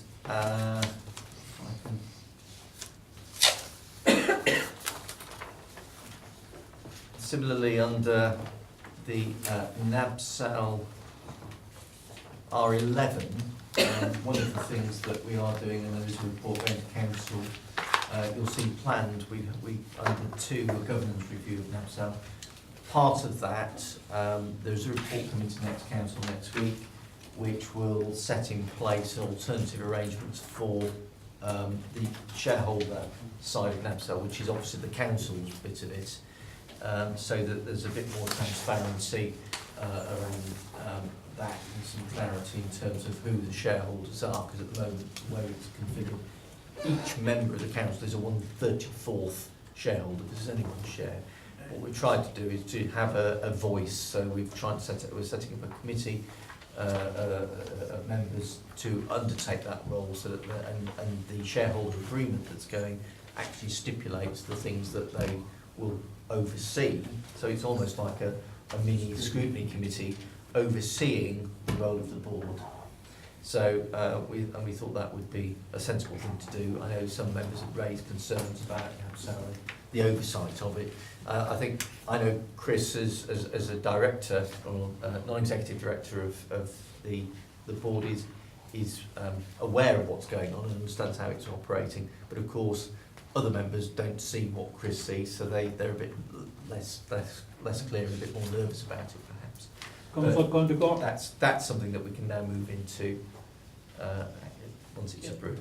Yeah, I mean, one issue I've got with that is having, say, 4 Labour and 2 Conservatives is disenfranchising the smaller parties to have a voice, and I'm sure lots of people will be happy with that. But there is the important bit about the value of properties, because if we're NABSAL's doing a lot of property renting out, if the value of property crashes, it's where that issue sits, is it with NABSAL or is it with the council? I'm sure that's the answer. Well, it's a bit of both, really, Chair, because we lease the properties for a number of years to NABSAL. NABSAL have the obligation to let those properties and to make a rate of return. If they don't make the rate of return, that puts NABSAL in difficulty, which in turn puts the council in difficulty. So I guess we're in it together in that respect. Sounds like a good slogan. The bottom line is that what we're trying to do is address the opportunities that the market present, and I think it's fair to say markets can change, but this is the property market, even the worst scenario you can think of, always seems to recover, and so it's probably, I'll probably regret saying this, but it's probably one of the safer places to put your money into bricks and mortar than it is into other things. Certainly some shareholders, I think, are regretting it at the moment. Okay. Continue, Philip. Oh. Chair, just on the NABSAL, I've asked this question before. The work is done by council officers, so when you're saying we're going to get some clarity on things, the work that's done by council officers, are we going to be able to see the amount of work that's done by council officers and the amount that they council are paid for them hours they're done?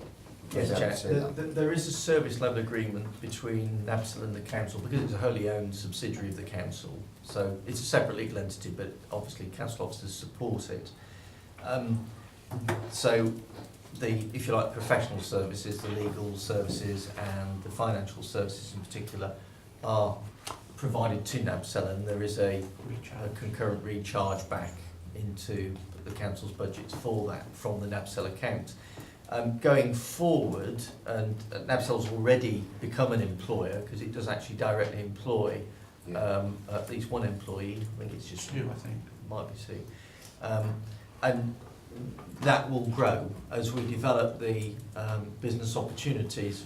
It will grow as we and what we are looking at as part of the review. And strange enough, Dawn and Simone have raised this today. We will need to refresh the service level agreement between the council and NABSAL to make sure it's current. So yes, is the answer to that. Councillor Wilson, do you want to say something? I was just going to say that yes, there are recharges, and they are shown on the accounts, which we have to provide every year by law as a company. So those are shown through in the auditable accounts. If anyone ever wants to see those, it shows the recharges through. Yes, we are currently employing 2 people, one to manage the B&Bs that we've got and one as a cleaner for the B&Bs that we have. We will shortly be under the Teckle arrangement which went through before. There will be scope for more employees coming on board. But having said that, the board is acutely aware that it is now reaching its capacity level in terms of ability to rely on the council to provide some of these services, and it is actively seeking ways of doing that, whether it be through appointing its own managing director equivalent sort of thing. So we realise now that we are sort of at that critical mass where we now need to look at ways of expanding and doing so in a way which is going to have to bring in other external sources of support. That's okay then, because the point I'm making is every time I ask an officer to do something, they're busy doing NABSAL work. Well, they should be busy doing council work. And so I just need to see that is, so if they're doing 30 hours a week on NABSAL work, it needs to be shown somewhere. Their time is recharged and it's in the account. Councillor Conjure. Yeah, this growing size of NABCell obviously gets to the point where it's taking on, it gets to a dozen staff, it starts doing various bits of work. This is where we end up with a leisure trust, and at some point we then decided to stop using the leisure trust and use everyone active. Are we making sure we're not making the same mistakes with like pension liabilities and exit strategies, so we don't end up forming something that we can't exit? Pension liabilities are considered at every time we look at any recruitment as part of the board, and we're in a different position with MBLT because we actually own the company, we are the shareholder. MBLT was an arm's length trust where we had appointees, but it was essentially beyond the control. It was a minority interest company, MBLT, so it was actually independent. We could only have up to 20% of the board could be local authority, and that included the county council. So there was the control element was lacking from our perspective as a local authority. NABSAL being a wholly owned subsidiary of the council, it's different in the sense that there is that control, because you are talking about a board of councillors and officers, not third parties. Similarly, on the pensions front, NABSAL has taken the commercial decision, which it's entitled to do, to offer a pension scheme which is not in the local government pension scheme. So it's not about, it's a separate scheme which is different. So I think some of the issues around pension liability won't arise as it would with MBLT transferring lots of local authority employees and having admitted body status, which is what happened there. Okay, we look forward to the scrutiny of good set up then. Yes, and I'm sure, Chair, that one of the things we'll have to talk about is how that committee operates and how it then feeds information back to all the members of the council. Under the R14, information management, clearly there is in the later this spring, on the 25th of May, the GDPR, the General Data Protection Regulations, come into effect, and there will be a new Data Protection Act coming into force. That is going to be a game changer for the country. I won't put it any lower than that, because it is going to have a massive impact. Anybody who works in any organisation that involves personal data will know that they are having to go through some hoops and hurdles and some serious reviews of how they do things, what they do, what data they keep, how they keep it, where they keep it, etc., and how long they keep it for, in order to ensure compliance with the Act, as well as making sure that they don't disclose it inappropriately, which is one of the bigger issues that seems to happen. The good news is that with the GDPR, it will give you greater rights as individuals to protect your identity, So the right of erasure will be strengthened, the right to know, and what they call portability of data. So you'll be able to take your data from one bank and give it to the other without having to go through all of the hoops and hurdles that you do at the moment. So there are some positive sides, but it does mean that there is a major shift. One of which is, it's very clear in the GDPR, the council has to have a data protection officer, and that is an independent person, not somebody that necessarily reports to anybody specifically, although they do in reality, but who can be a critical friend, who can speak as they see rather than not be feeling inhibited or intimidated by the likes of me. We've now, under planned, appointment of a data protection officer, we have done that now, and we've done that through a joint working arrangement with Rugby Borough Council, because they already had a data protection officer appointed. So we now have a shared data protection officer, and they're now working here half the week to work with us to get us up to speed, so that come 25th of May we are compliant with the GDPR. Okay. So that will be a change, and we are also doing the training programme as part of that, as well as the data audit.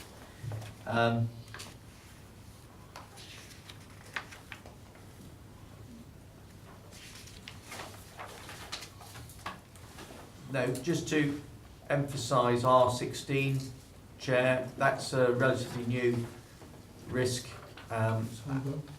Cybercrime, as you know, terrorism is in the news all the time, and one of the issues that we've identified and added in as a risk is the risk that we could be hacked along with any other organisation, and as you know, some have been, and we've just recently had a certificate confirming that we have what they call cyber essentials, which is a certificate to say that our firewall meets certain minimum standards. So hacking is not going to be, I'm not saying it won't happen, but it's going to be extremely hard to do.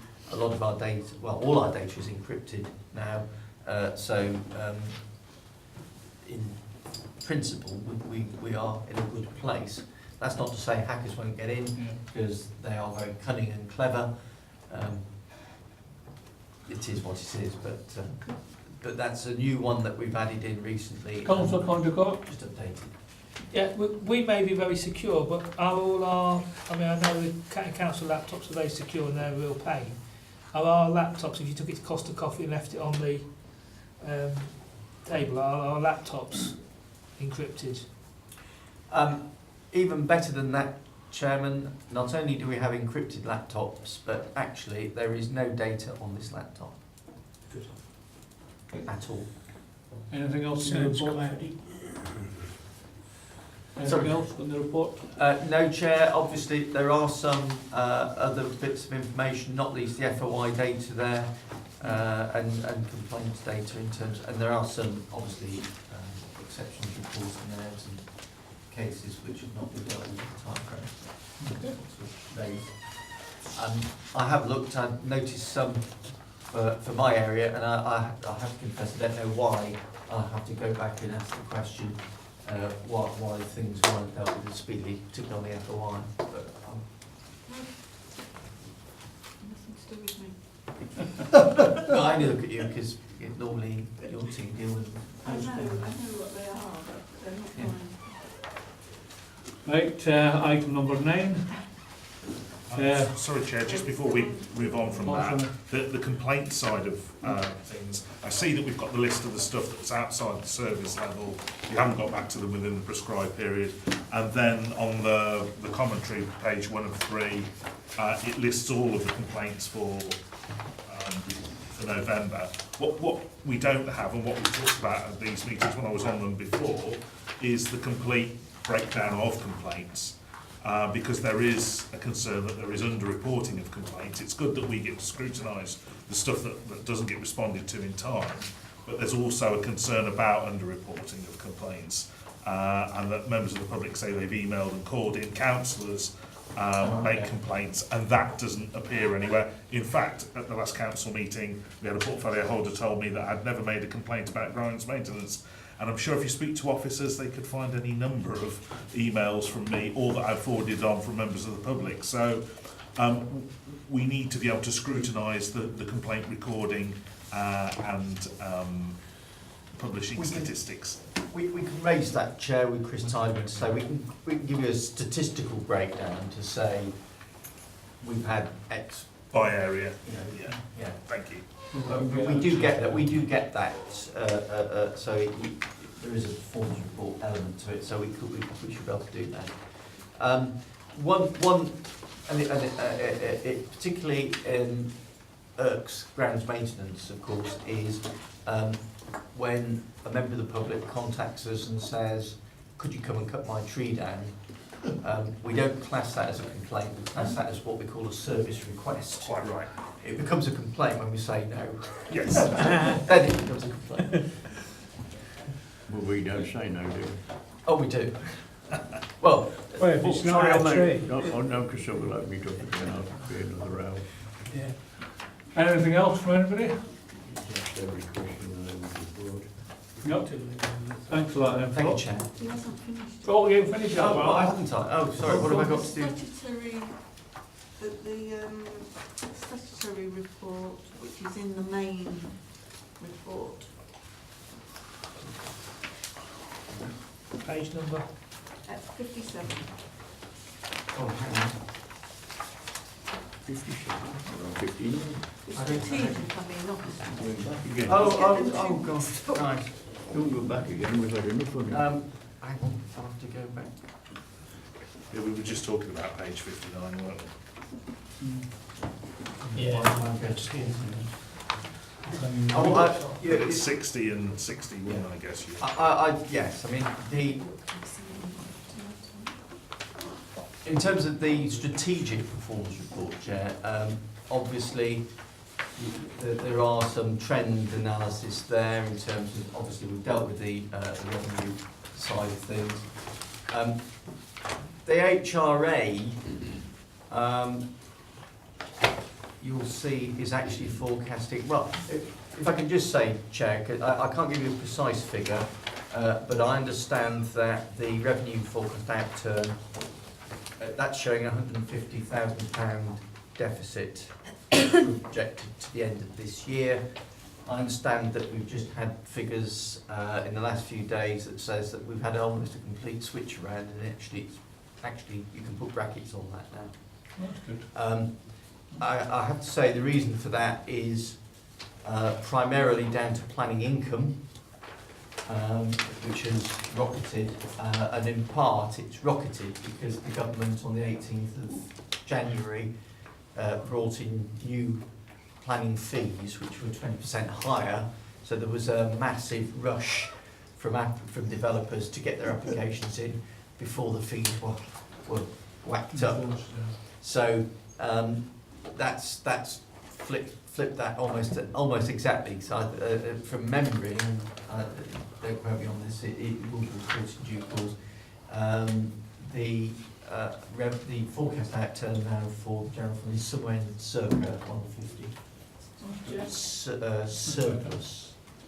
Councillor Condacor. Can I just make a point on that? Because if you invest in an airline or something like that, or a holiday firm, they don't book the income till you take the flight or the holiday. If we're actually getting planning income brought forward because of a change in the law, so suddenly everyone's trying to put their application in now, that actually doesn't mean we're getting more income over the next few years. It just moves the income from one year to another. And like we do with staff holiday pay, the accounting treatment should actually be to actually understand we haven't done the work for that income yet. We planning income effectively an advance fee. If we get lots of planning applications, we have to then spend lots of time working on them, and we may reject them or whatever and have. So effectively we've got the income but not the expenditure for that. So I do hope that the accountants aren't going to pretend we're actually better than we are. No, I don't think they do. Obviously, we have the base budget in terms of and you're right. I mean, obviously, we've had the money, but of course, we haven't done the work. So that will, as you know, it takes anything up to 13 weeks to process an identification. So some of these will invariably be determined in the next financial year. But of course, the base budget is set for staffing at whatever level it is, and that won't change. So it just means that planners will be busy or busier than they would otherwise have been. But it's also fair to say, Chair, that then, I mean, you can't predict with planning income what you're going to get in any given year, because of course, planning being planning, you get a rush of applications, you might get no applications. My suspicion is that we will, once the borough plan is adopted, touch wood, then we will carry on with that trend, certainly for the foreseeable future, because of the number of sites that need to come forward to meet the housing need. So that's something that looking to the future, it will carry on, I think.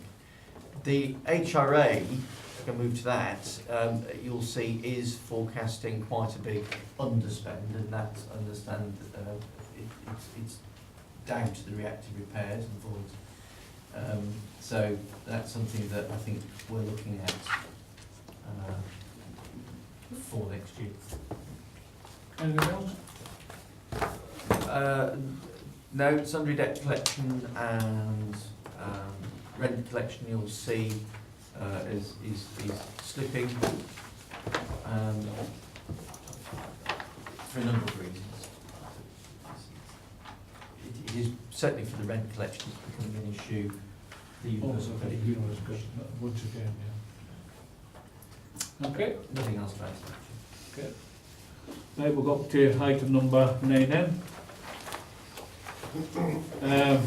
West Midlands Combined Authority. Just a brief report. I'm on the scrutiny panels of non-constituent members, as they call us. We don't actually have a vote in anything, but as the chairman said the other day there, at least you've got a say.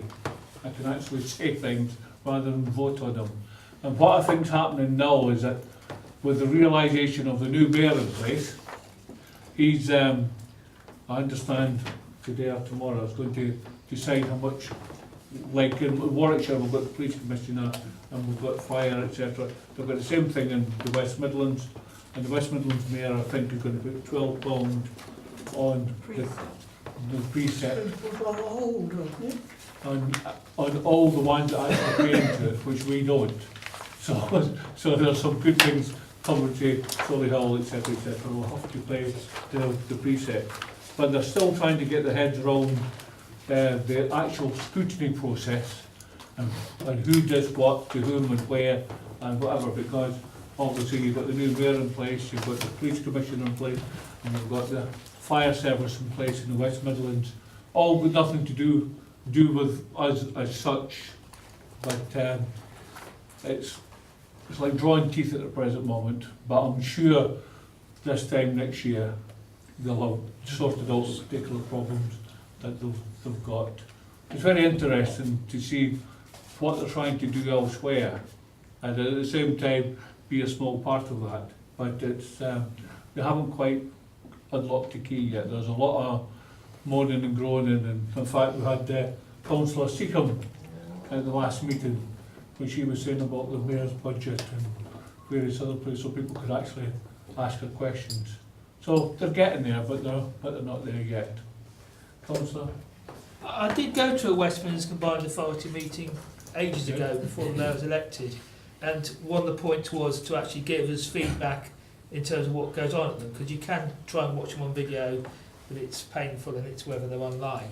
But the key thing is we pay £25,000 in to be a member, and that gives Dennis Harvey or whoever's substituting for him a voice at those meetings. Yeah. And we're not getting feedback from whoever attends on our behalf in terms of what they say. And there's a couple of really important things going on. There's a land commission looking at the land and things, and also there's transport projects. Yeah. Big ones like the Camp Hill line in Birmingham which will effectively provide us the trains eventually to provide a service to Stocking Ford station. So there's a lot of things where we should be having a voice, and actually now, although we're outside the core area, we'll actually have a big knock-on potentially to things like Stocking Ford. So I am disappointed that we don't get our representatives to the Combined Authority speaking out and also feeding back what's happening. Well, in actual fact, the policy people are on the board, and that would be Councillor Seacombe, the leader of the Birmingham, the leader of Wolverhampton, the leader of Solihull, the leader of everybody else. So that's the board. So if there's no information come back from the board, that's something else. We as a small scrutiny committee would have to look at. But one of the things that's happening is, going to these meetings, the leader of Stratford-upon-Avon Council is continuously banging on about rail services and Knuckle with an S on the end to get train services to Stratford-upon-Avon. And we don't seem to be getting that voice, even though we're paying our £25,000 to be there. Councillor?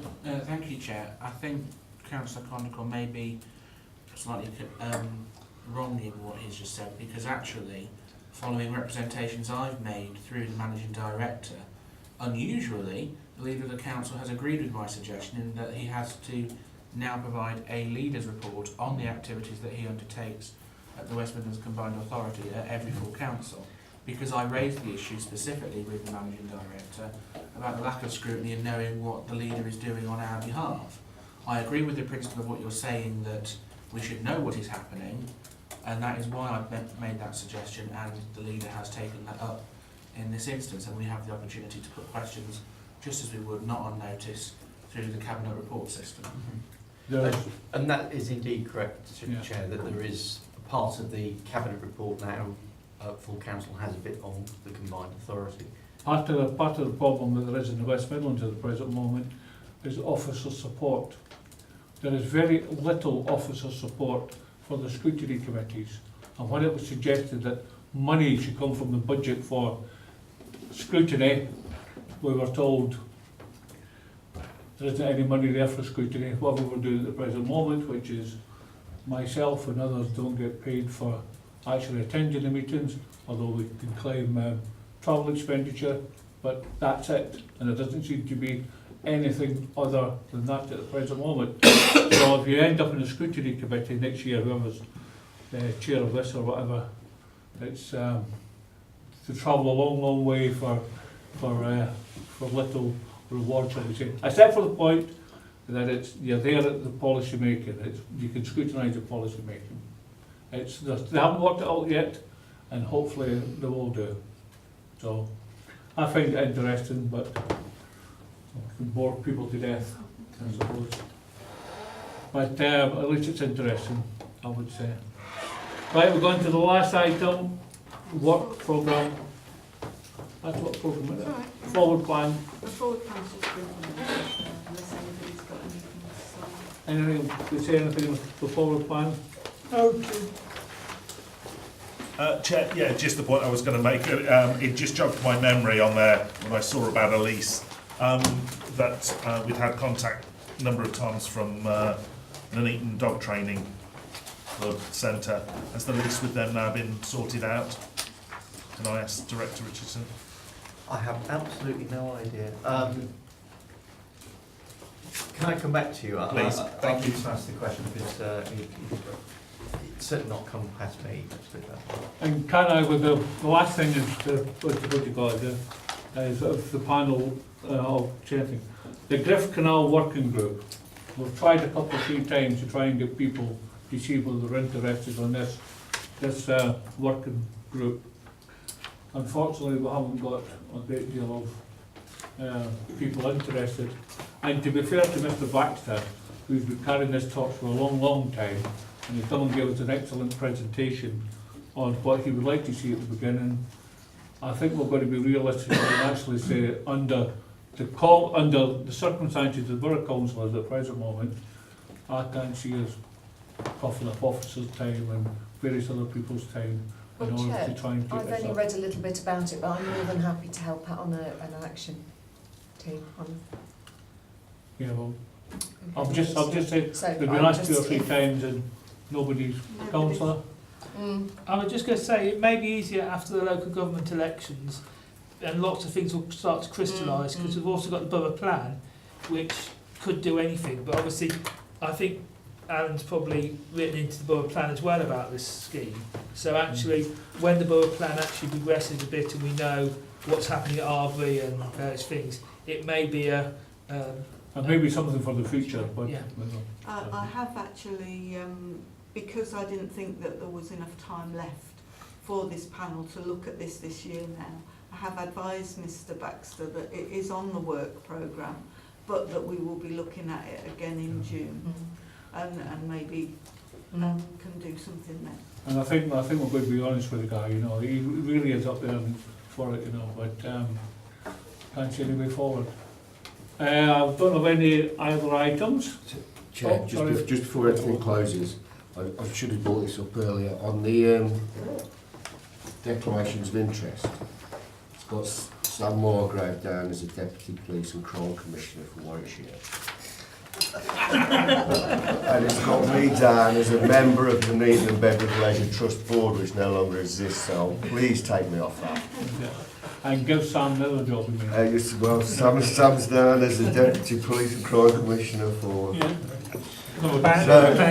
So Rob, you didn't know? I think that would just about see Philip off. So. I don't know what's happened there. We'll make sure that the minutes are corrected. Yeah, Well spotted. I'll probably need to update my thing. Yeah, I know. So, thanks everybody. Safe journey back. Cheers, thank you. Thank you. You've won the bonus point for spotting the deliberate mistake. Yeah.